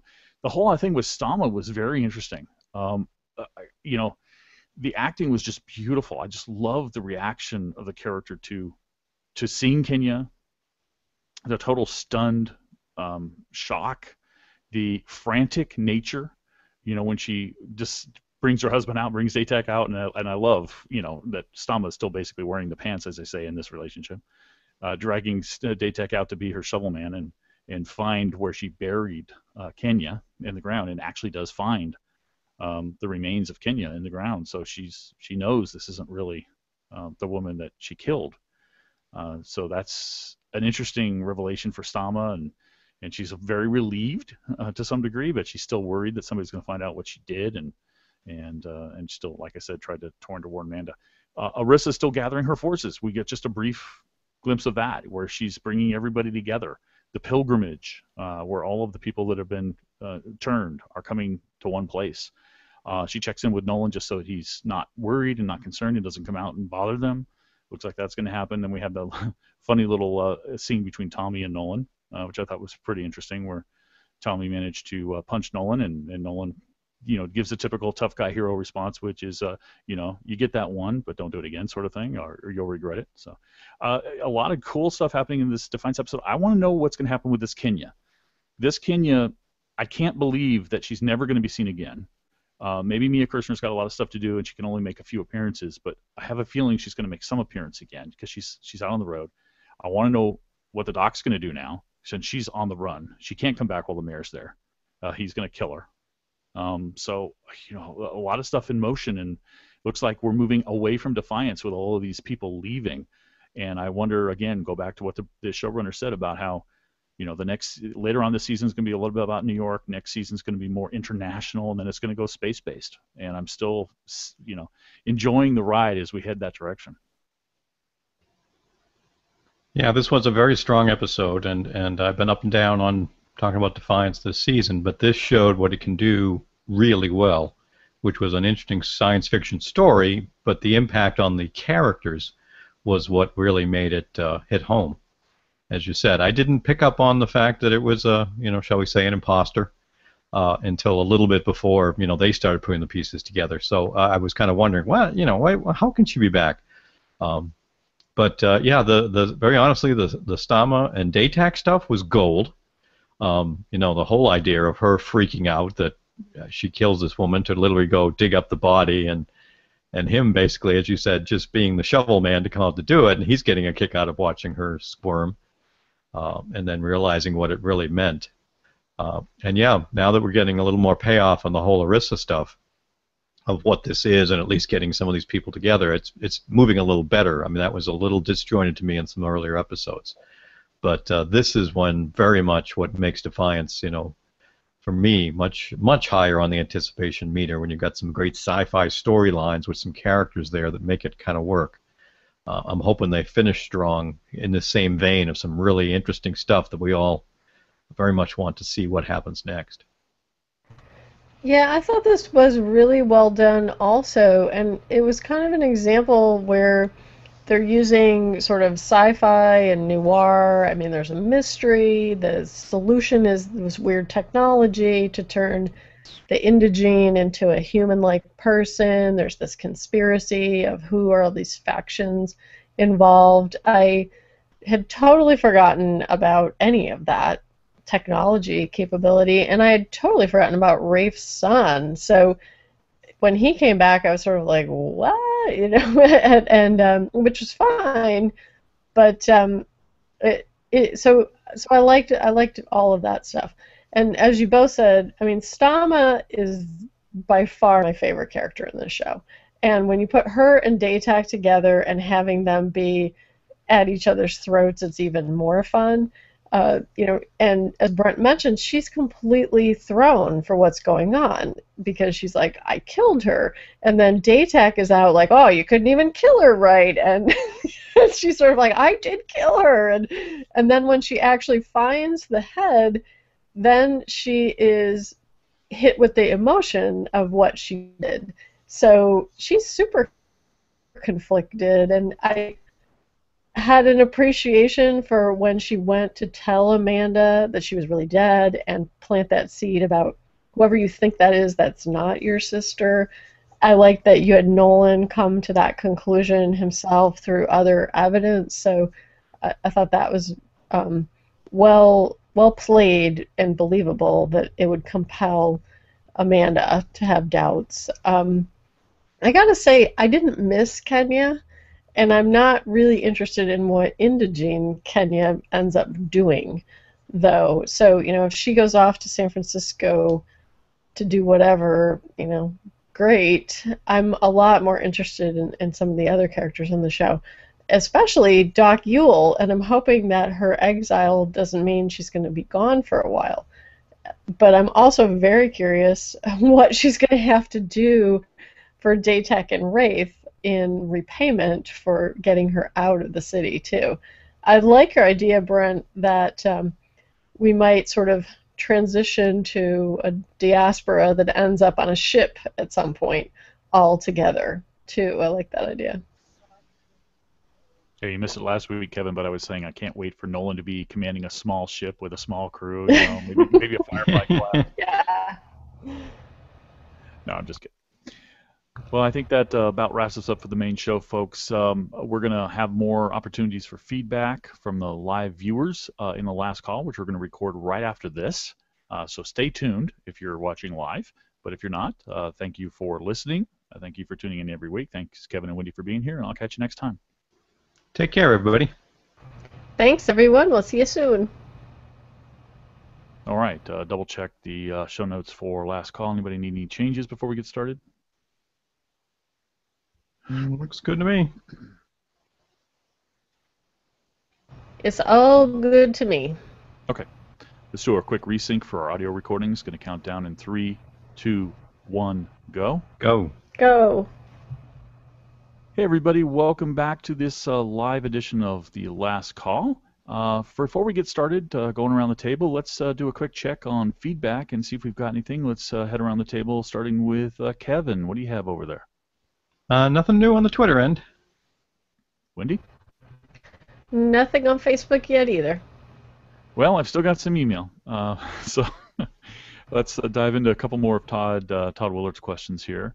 I'm going to jump to some more of our technical questions about the show, and then we'll do some of his more show-related, genre-related questions later. First technical question he asks is, what kind of equipment do you use to record and edit the show? He said he was aware that I posted something about this quite a while ago, but has the equipment or software improved?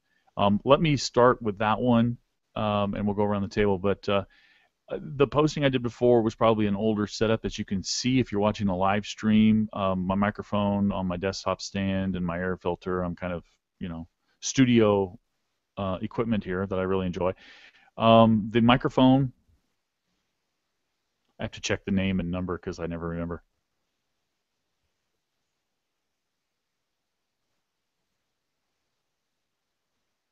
It's an MXL. V63M. Don't remember these things when I buy them many months or years ago. This is being sent through this. Okay, what I've got here, my home theater, or home theater. Yeah, it feels like a home theater. Home office, in case you're curious, is I've got my main desktop machine, pretty powerful, high-end i7 machine because I'm a gamer, so I use it mostly for gaming, but I use it for audio as well. I've got two monitors. If you're watching the stream, sometimes I look up. That's because I'm looking at my second monitor, which is above the main monitor, and that's where I've got a picture of Wendy right now looking at me, and Kevin, as well as my show notes. Hi. And down here on the main screen, I've got my own notes, as well as my recording controls and so forth, and my email that I'm reading from right now. Over to my left, I've got a small netbook computer that I use to feed audio for voicemails and tuner minutes and that sort of thing. So occasionally you'll see me on the live stream turn over there and do things. On my right, I've got a mixer board, which all of this plugs into, which feeds into my computer, and I'm recording. I record using a software called Goldwave. It's not, you know, the highest, newest sort of software. It's just something that I found a long time ago that works really well for me. Does great recording, a lot of special effects, a lot of filtering, you know, a lot of different formats for audio saving and that sort of thing. So I continue to use that. It's not necessarily the best thing to use for a podcaster. It's just what I use because I'm really used to it. So that's what I've got. From me, let's go to Kevin and see what he's got. I am so not a audiophile. You know, I just have a basic mic, and as you can see, some earbuds, basic earbuds to plug in to listen to. I probably create some extra work for Brent because of that fact. I know many of you have asked, certainly folks, when you get some podcasters together, or some folks who know I've done a lot of podcasts, they start talking editing, and I just have to shrug the shoulders and say, it's not something I can do. Every podcast I've ever done, I've been very blessed to have other people like Brent who like to edit or like it better than I do, because I just use some basic recording software like Audacity and create the files and then let Brent work the magic from there. Yeah, I'm similar. I have my iTunes earbuds in, although I just pulled one out, and I just recently got a Yeti microphone. But before that, I was using a crappy little GE headphone mic that Brent is really happy I got rid of finally. But now you have to create a whole bunch of new filters for all the new noises I create on the new mic, I'm sure. But yeah, and I can do the most minimal editing possible, which is like snipping out some of the loud stuff or muting stuff, and that's pretty much it. And I also use Audacity because it's free and it works. Yeah, the only thing I left out was my headset, my headphones, which is actually a headset as well, and I can use it for other things. I use it when I game. It's a Logitech wireless headset. That's one I really enjoy. In fact, I got all the people in my department in my office to buy them for our Microsoft Link meetings, where we talk back and forth. We use these now instead of the phone, and everybody seems to really enjoy them. So they're pretty cool. All right, well, let's go around the table to see what everybody has for the last call. Kevin, what do you have?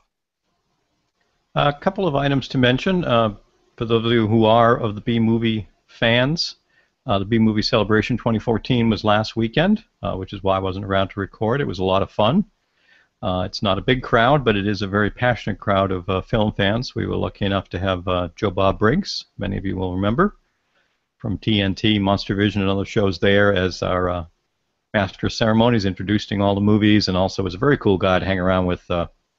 One night went over to the local bar with many of us and talking films. The man definitely knows his stuff, so it was great to see many of the films that I love. But this year was a salute to the films of 1984, so several that are my all-time faves, to see them on the big screen, in many cases for the first time. Films like Night of the Comet and The Last Starfighter, Buckaroo Banzai, Repo Man, many others, was a lot of fun. I certainly encourage folks, if you are a fan of B cinema, take a look at bmoviecelebration.com as plans come together for next year. So it was a blast. That's a great lineup of movies that you just mentioned. Repo Man, Night of the Comet. That's awesome. What year is going to be the focus next year, or is it too soon to tell? Too soon to tell, but we're having some discussions about potentially just jumping to the films of '85. Stick with the 30th anniversary theme. Ah. '85. Good year. Good year. Year I graduated high school. No, it sounds really fun, Kevin. It sounds like heaven for somebody who's really a B-movie lover, and I think that I'm really glad that you got that experience, and I don't even feel bad that you had to miss a week of recording the show for it. No, he was off having fun. That's right. It was. It was a lot of fun hanging out in a very nice theater for, 2.5 days. They really made for a great time. The other item I wanted to mention, I touched on a little bit in the regular show, was I'll be moderating a Sleepy Hollow panel at DragonCon this year in the horror track. So, as you folks know, I usually do many panels, and I do a little bit of prep for all of them usually. But in the case where I'm going to be the moderator, the one asking some of the questions, I figured I really should know Sleepy Hollow in and out. So I decided this summer to do a complete first season rewatch, and it's been a lot of fun. I'm getting right to the end of the season, and those of you who've seen the show know it really was a nice surprise hit. And on rewatch, just get to revisit it just really shows how tight the storytelling is, how great the acting is. The mysteries, they still play out so well together. It's really, it just got me even more excited for this show coming back. This fall. It's been several months because this finished up in January, so it's been a long time. It's been great to kind of cut that time length by doing this rewatch.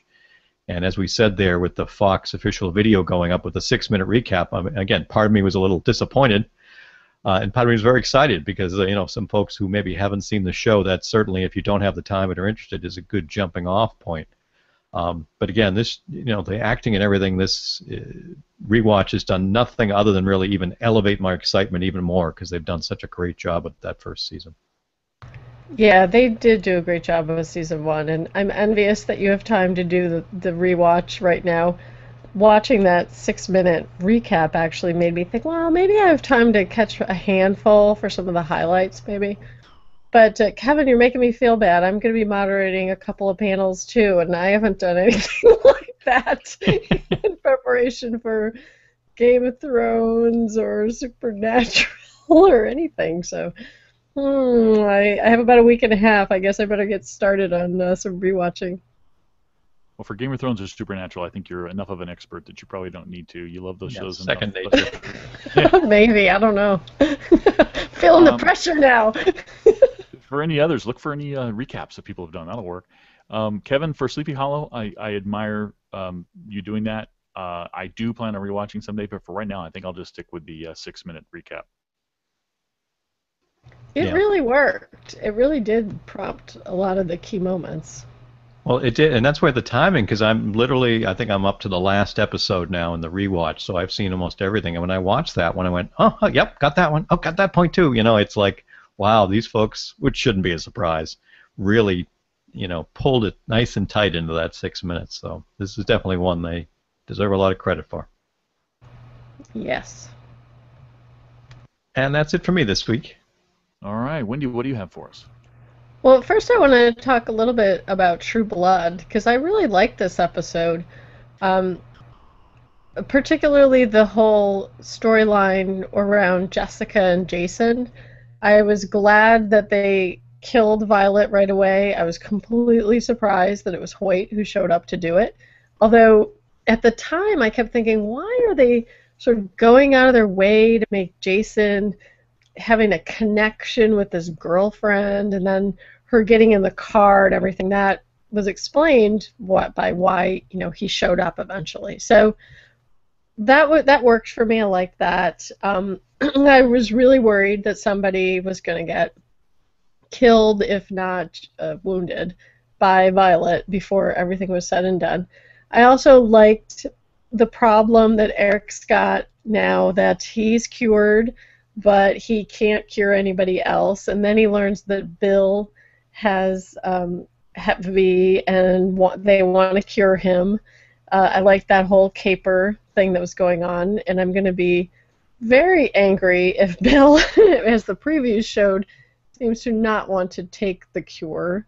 I also like the moments with Andy and Jessica after everybody gets rescued later on. So for me, there was a lot of good highlights in this story, and the one thing I've mentioned this a couple times. I didn't need to ever see Hoyt again. Maybe there's a whole bunch of fans who really needed to see him again, because I don't like the idea that they're going to have him possibly get his memories back, or she might unglamour him, because to me, Jessica's moved on. I don't see her ending up with Hoyt. So that I would rather she ends up with Jason than Hoyt at this point. So I'm still thinking the show's going very slow into its ending, but it still seems like it's going to be a nice ending.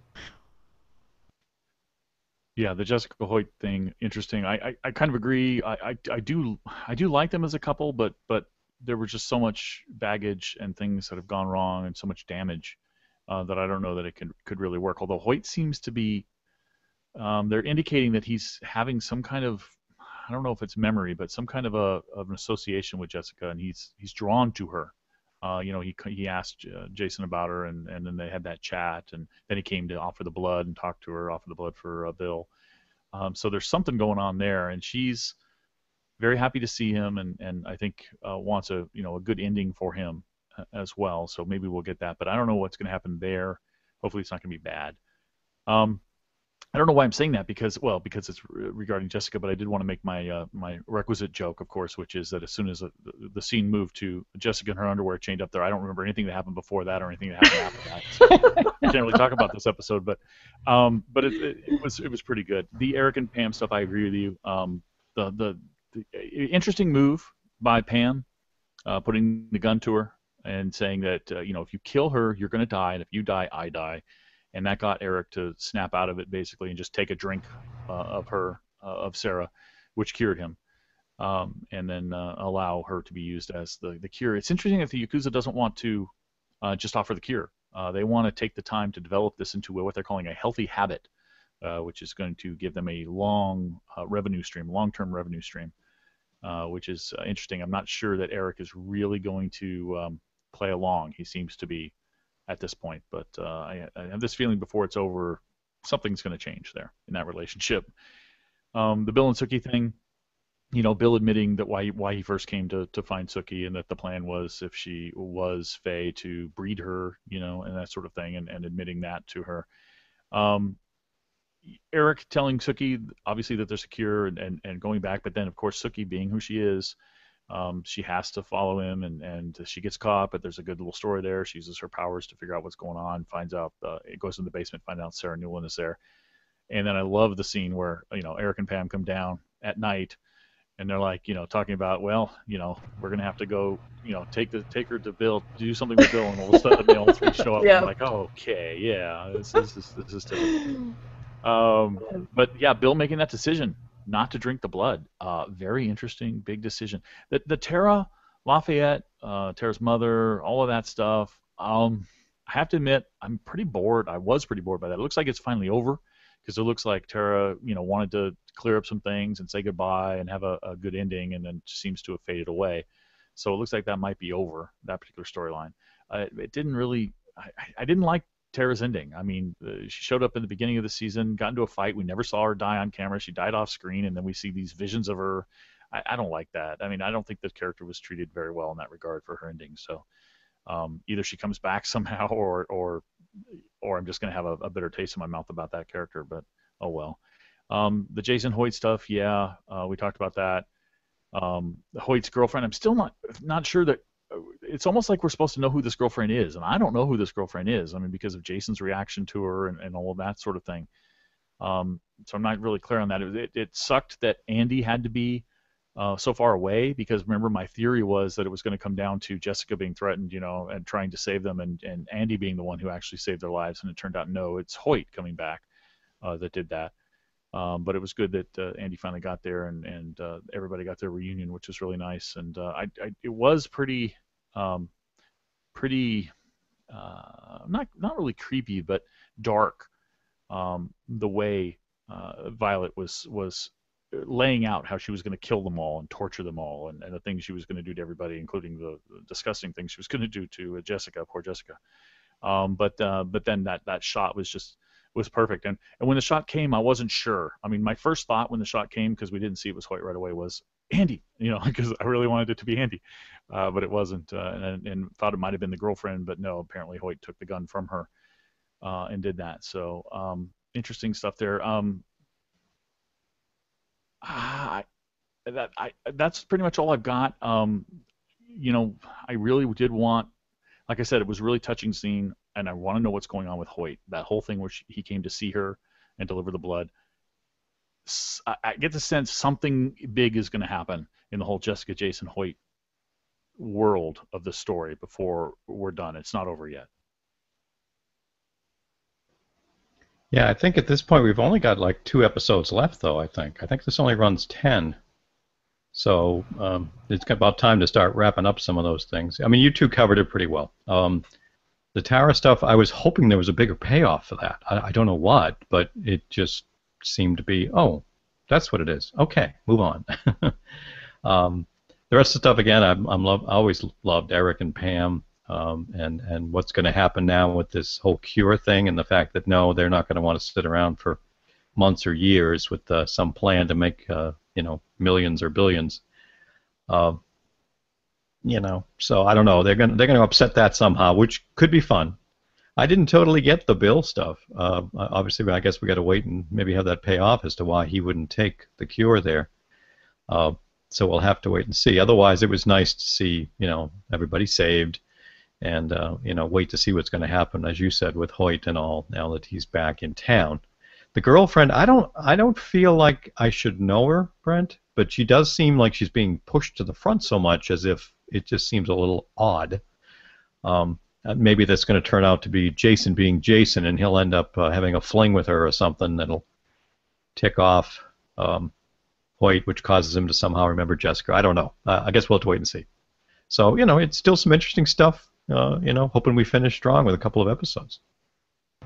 Yeah, I'm hoping so too. I definitely agree about the Tara storyline.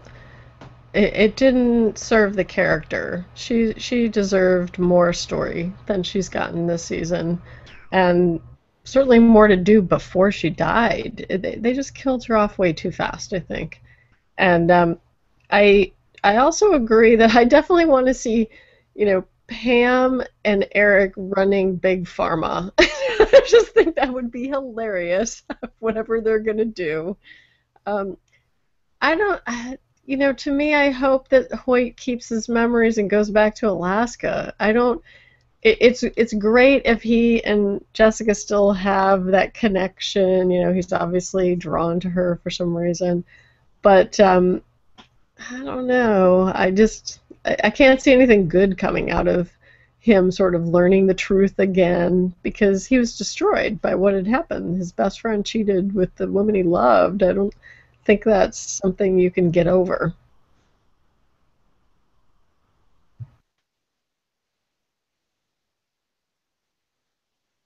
So moving on, the other thing I wanted to mention was Hemlock Grove Season 2, which I watched a big chunk of it, and I just had a chance to watch the season finale, and it went a little bonkers with the storyline this season.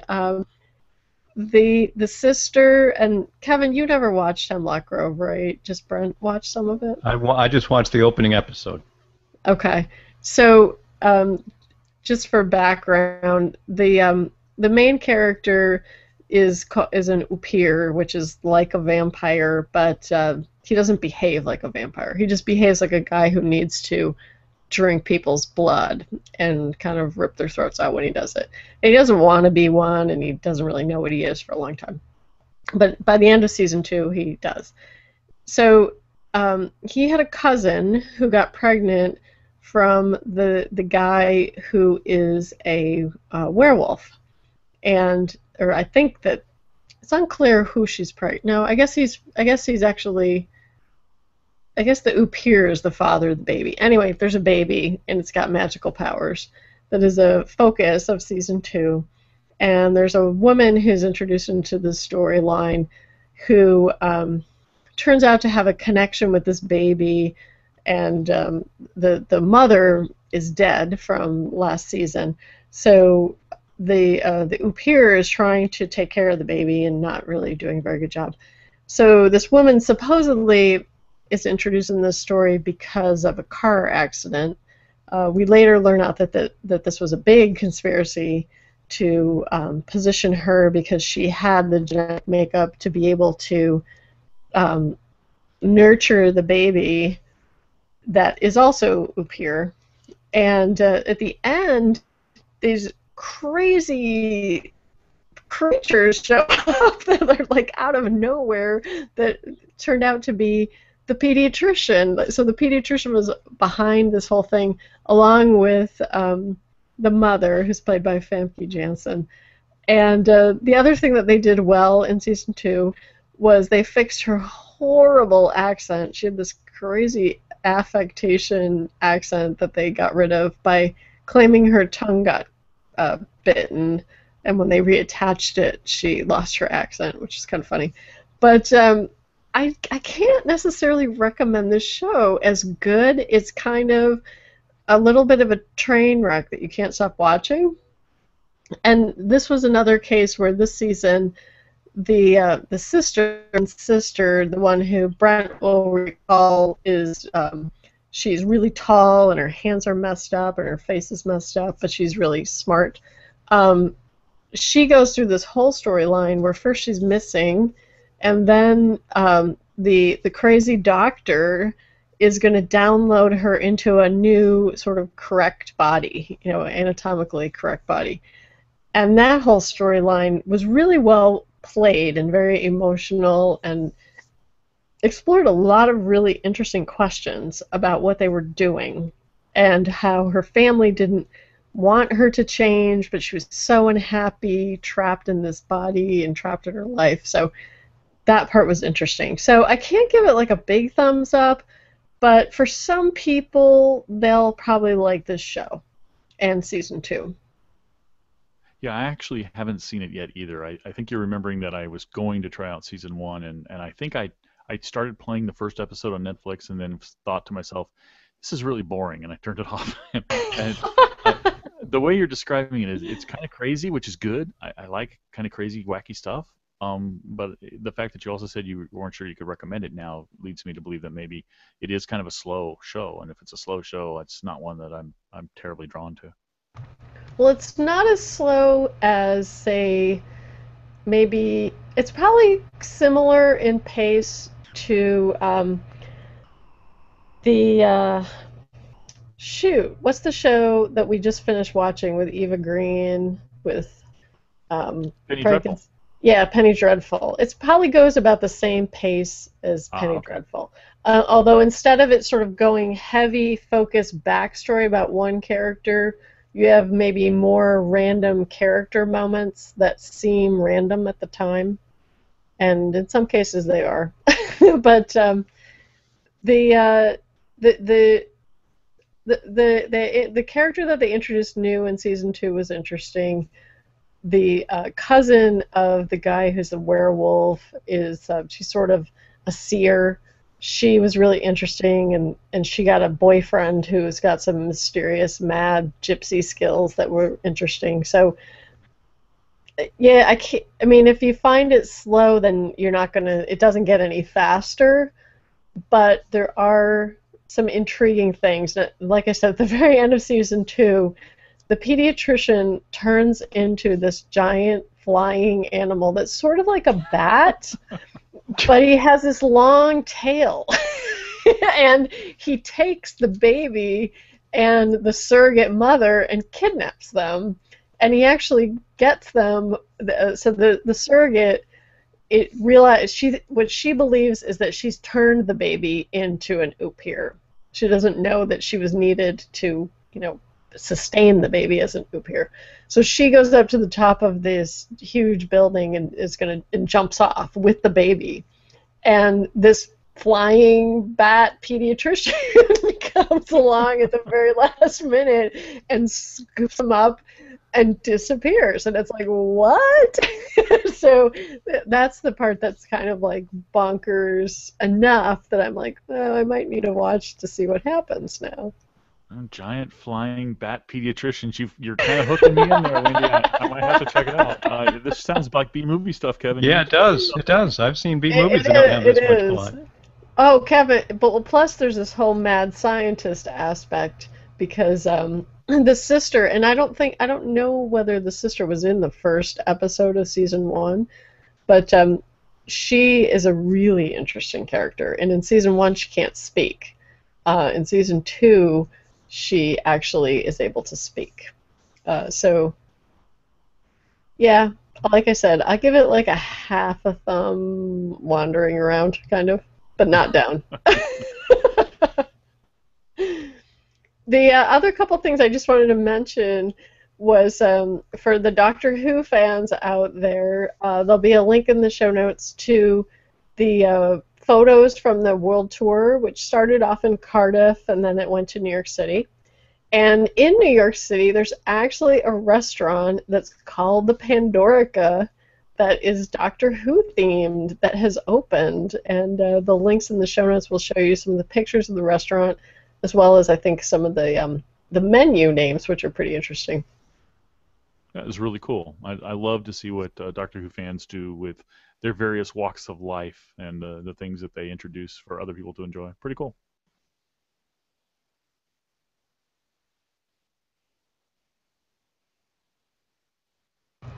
The other Kevin, thing, I think Kevin stepped away for a moment, as we can tell from the video. So yeah, just while we're waiting. Sorry about that. That's okay. Yeah, that did look very cool. I was taking a look at those a little earlier today. It's pretty nice. I'd like to see that firsthand. Yeah, I think I told you guys I had a chance to go to the Way Station, which is a bar in Brooklyn that has a TARDIS bathroom, and it has Doctor Who themed drinks. And Kurt from Canada, Kurt from the Scapecast, and his wife met me there, and we went and had some drinks and all went into the loo, and it's an awesome place. It was really fun. And actually, since then, Matt Smith has gone when they went to New York, and he wrote on the wall in the bathroom, and I think Peter Capaldi has signed some stuff for them too. I get the feeling from listening to Craig Ferguson talking about his experiences as a younger man with Peter Capaldi in the punk band, that Peter Capaldi's probably written a lot of things in a lot of bathrooms over his life. And that's it for me. All right. Well, I've got a couple of things to talk about. One is there's a link that was sent to us by the producers of a short, independent, fan-made Terminator film. It's like I think it's called The Last Transmission or something of that nature. I haven't seen the whole thing. I started watching it. It's pretty well done. They seem to take a lot of care in this particular film. I didn't watch far enough to see if there were any special effects. Really, I mean, there was a Terminator head being stepped on or something at one point early on. But it's something that might be interesting to check out. I do plan on watching the whole thing. If you're a Terminator fan like I am of the universe, support fans who make web content available for everybody for free. It's pretty cool stuff.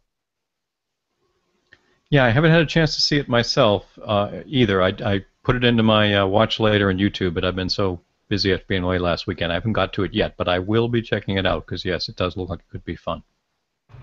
Yeah, this does look fun. I haven't seen it yet either, but I think it's awesome that people will go to that much detail and length for something that they like so much.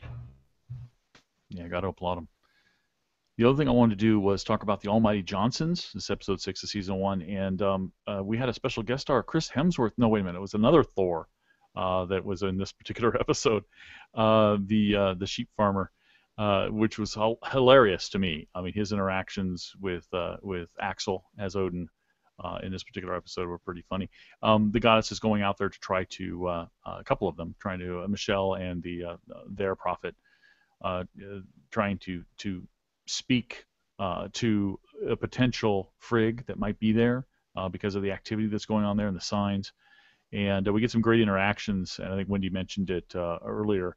With our grandfather, prophet, as well as their prophet, their interactions, they seem to be of a like mind and got along really well, much to the chagrin of Michelle, of course, who was trying to make sure that the gods were treated as the enemy, she sees them as, and there was a lot of sniping between Braggy and Michelle's character as well, which I thought was pretty hilarious. But and we got some more advancement in the Ty and Dawn relationship, which again, I'm not going to try to spoil anything, but if you remember what I said at the end of season 3, one of my favorite ships of all time is the Ty and Dawn relationship, and we get a little bit more advancement in this, and a great time as they're trying to both deal with Anders just dumping crap on them for their life, and them finally coming to, and a little bit of a short hilarious confusion there where Anders had informed Dawn that Ty was gay,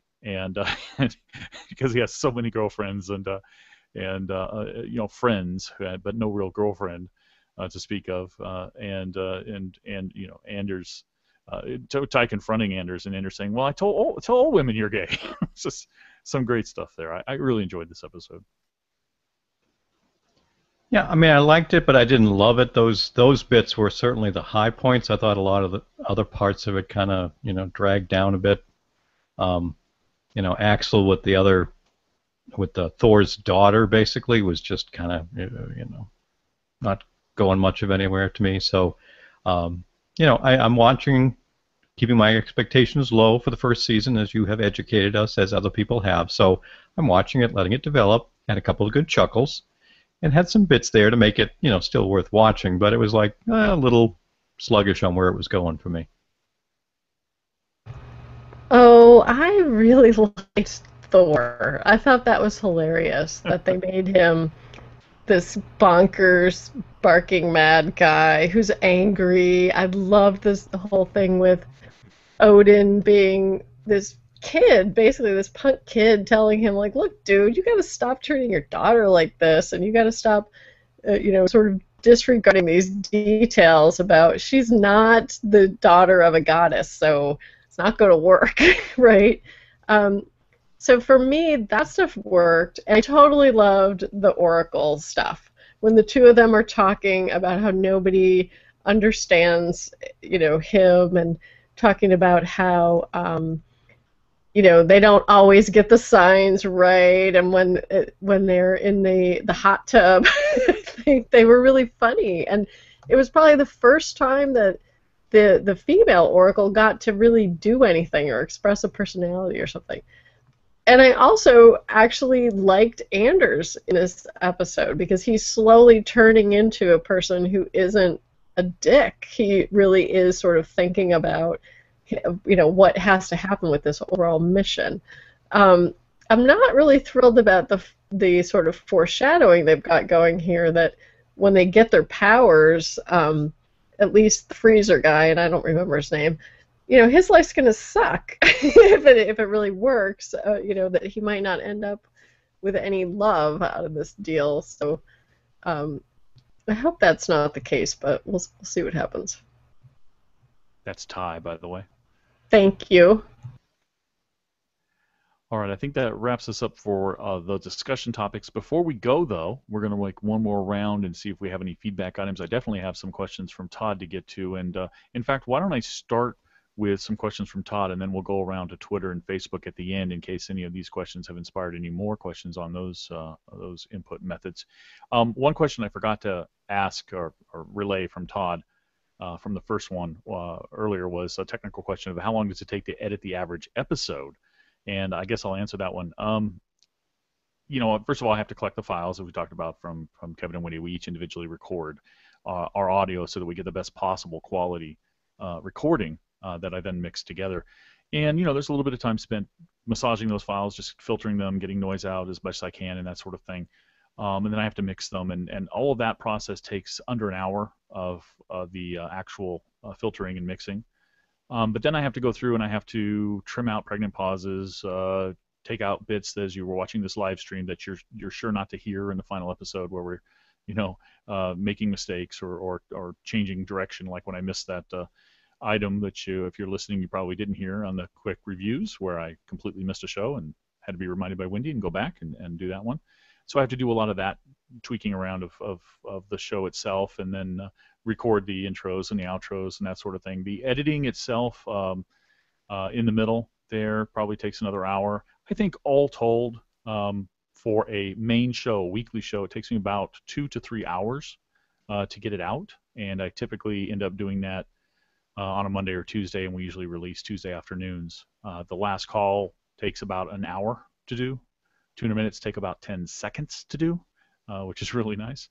And then the other shows, depends upon the length of them. Saturday B-Movie Reels don't take very long at all, because basically I just play it in the background, listen for any real editing marks that I need to take care of as I'm doing something else. So there's not a lot of time spent on that as well. And Game of Thrones stuff that Wendy does and that sort of thing, very similar. I basically play them in the background and just listen for big gaps or things that I need to trim out or condense and that sort of thing. So there's not a lot of time spent there as well. It's just time listening, but I'm doing other things at that point. So I'm kind of a podcast listener when I'm editing those longer shows from Kevin and Wendy. And we appreciate all that hard work. Yes, we do. You make us sound like we're very organized and well-spoken. Crazy, isn't it? Crazy. It's magic. It's amazing what you can do with editing software. Yeah. Todd did have, I wanted to ask a couple of questions here. Todd, you had a bunch of basic TV questions that I think we might actually want to save for potentially make them like 200 minutes or something, Todd, and kind of go around the table and get your answers at that point. But things like, favorite era of genre TV and favorite characters on TV and things of that nature.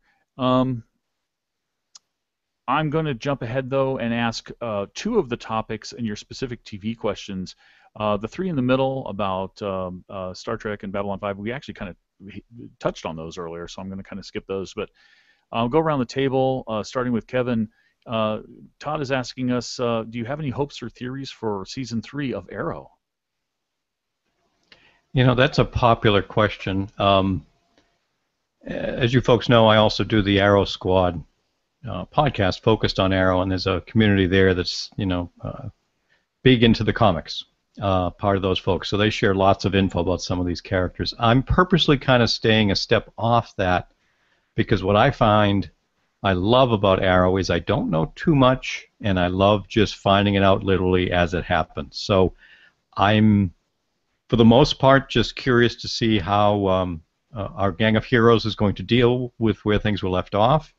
They've made such a good break in the story that it's going to be interesting to see how well they bring in some other stuff, and we get those flashbacks from a different location now. So, it's that balance of they've done such a great job bringing in guest actors. Can we keep this juggernaut going? So part of me is holding my breath. So I'm very honestly, the non-answer is I'm not trying to think about anything. I love Arrow when it just plays out for me. Well, for me, I'm not reading the comics. I'm not familiar with the story. But based on what they've set up from the end of Season 2, I'm definitely looking forward to seeing more of sort of Team Arrow intersecting with Suicide Squad and Argus.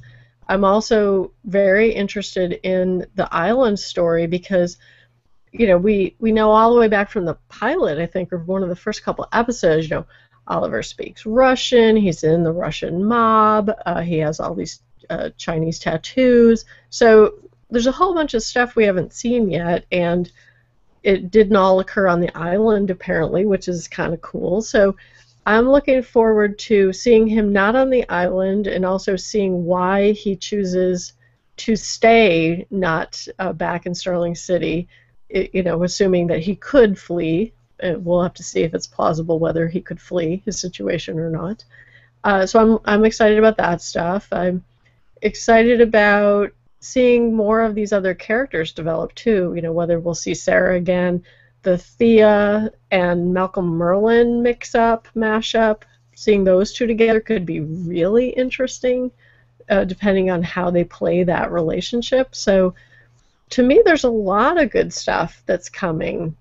For character development, but also just, I have to assume, based on some of the casting that we've heard, Brandon Routh coming in as sort of the guy who takes over Queen Consolidated. I really like that actor.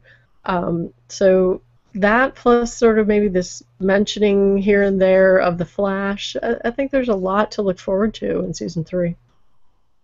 I have a couple of things that I'm really hoping for in season 3. I mean, I'm loving all of it, and so I want everything to continue. But I think, and Wendy, you just talked about Thea. I kind of have a hope or theory for Thea, and that I definitely want to see what happens to her. But I kind of want her to be a bad person. I kind of want her to be her father's right-hand woman. I really do want that to happen. I don't want immediate, coming back into the fold sort of thing for her. I want her to be bitter, and I want her to take it out on people, and I want that kind of thing, that arc for her. It may eventually end up with a redemptive story or something for her coming back, but that's fine. I just don't want that to happen right away. I want that to be a long-term thing. The other thing I really want, and I'm sure I've heard from a lot of you, a lot of Arrow fans totally disagree with me, but I really, really, really want to see Oliver and Felicity get together. So that's my hope. And see, part of the reason why I don't want to think too much about some of these things such as that is I don't want to be disappointed. Because yes, I would like that too. I don't see it happening just because the nature of these shows, but they're going to do a good job of teasing us as they did in that season finale. I don't know. I think this show might surprise us. I think that I don't think it's going to happen this season, but you never know. They might actually deviate from the comics or come up with a plausible reason why they seem deviating on screen from what is supposed to happen in the comics. I'm very curious how they're going to develop Laurel and how they are going to go forward with sort of 2 Black Canaries, or what's going to happen with Sarah. And Oliver's got a complicated love life in this show. He has 4 ex-girlfriends wandering around. I wouldn't be surprised if Amanda Waller is probably somebody he hooked up with too in the flashbacks, maybe. So, but that's part of his character in the comics. So, I don't know. To me, I'm almost like he can have a relationship with Laurel. He can have a relationship with Felicity too. That she's his true love or whatever, and it's rocky until the very end of the show. Not break her heart. Yeah, he breaks her heart. I'm going to jump into the fictional world and do something nasty. I don't know. I think Felicity's tougher than you're giving her credit for. I know. The last question I'm going to get for this email that Todd sent out, a bunch of questions, is one about Lost Girl. And again, start out with Kevin here. Todd asks, any theories or opinions about whether Kinsey is really written out of future seasons of Lost Girl? Well, if you're trying to make me cry, Todd, geez, thanks. No, I'm kidding. I am such a big Kinsey fan. You folks probably know that from discussions here, and if you've listened to any of the Drinks at the Doll stuff when I've been on their show. No, I do not think she's written out. I think, as Chris, one of the co-hosts of Drinks at the Doll, has said to me shortly after everything happened, that season 5, maybe not officially, but for all us fans, hopefully, is subtitled The Quest for Kinsey. So no, I think she's too much of a key player in the show that will do a little bit, I think, like what happened with Bo in the last season. Is the first episode or 2 we may not see her or barely see her, and then they'll find some way to bring her in. I'm hoping it's very quick. Maybe it's not. But no, I do not think she's been written out. I do believe she will be a key part of this season, just maybe not as much as we've seen in seasons past.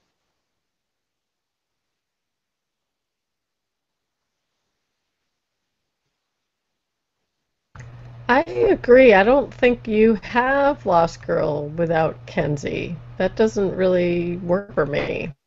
So I hope that she is going to, even if she's not in every episode, she's still around, or there's some plausible way that she exists but isn't present or something. Not knowing anything about Ksenia Solo's career right now and current jobs and anything of that nature, I'm one believing and hoping that this is just one big fake out, and Kinsey will be back. Maybe we'll see her early. Maybe we won't see her early on. Maybe it'll be a lot like what we had with Bo at the beginning of, I think it was last season, where she was gone somewhere for a while. And we'll start to see little glimpses of her, and then she eventually comes back. But I agree totally with you guys both that the show isn't really the show without Kinsey. It is the Bo and Kinsey show. You need both of them, or else it's not Lost Girl. And yep, I agree. Yeah, and that's it for Todd's email. I don't see any other email issues here. Kevin, do you have anything from Twitter?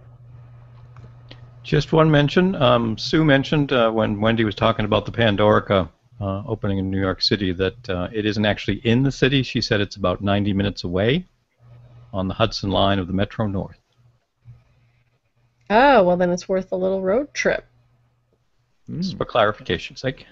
Yeah, and there's another one there that I liked from her, Kevin, that you must not have caught, but her little comment about having a really difficult time not talking out loud to all of us. Yeah. While she's watching. Yeah, she did mention that too at one point when we started going. So I can imagine that. I know that feeling well when I listen to other recordings of podcasts. It's tough when you're hearing these folks on the Google Hangout Live. You want to start talking and you realize they're not going to hear me. Not this time. Wendy, anything on Facebook? No, there is not anything on Facebook. All right, and we know there's a little bit of a delay, folks. So if you're frantically sending us something right now, we probably won't catch it before we sign off here. So apologize. We'll try to get back to you other means. But I really appreciated Kevin and Wendy for being here. This was a lot of fun, and all of you for tuning in. And I'll catch you next time. Yeah, folks, we appreciate those of you who kind of made this extra special on the celebration of our 300th. So I hope you all have a great week. Yes, everyone, thank you for listening to us all the way through all of our 300-plus shows, and thanks for spending some time with us today. We'll see you again soon. Bye-bye. Bye.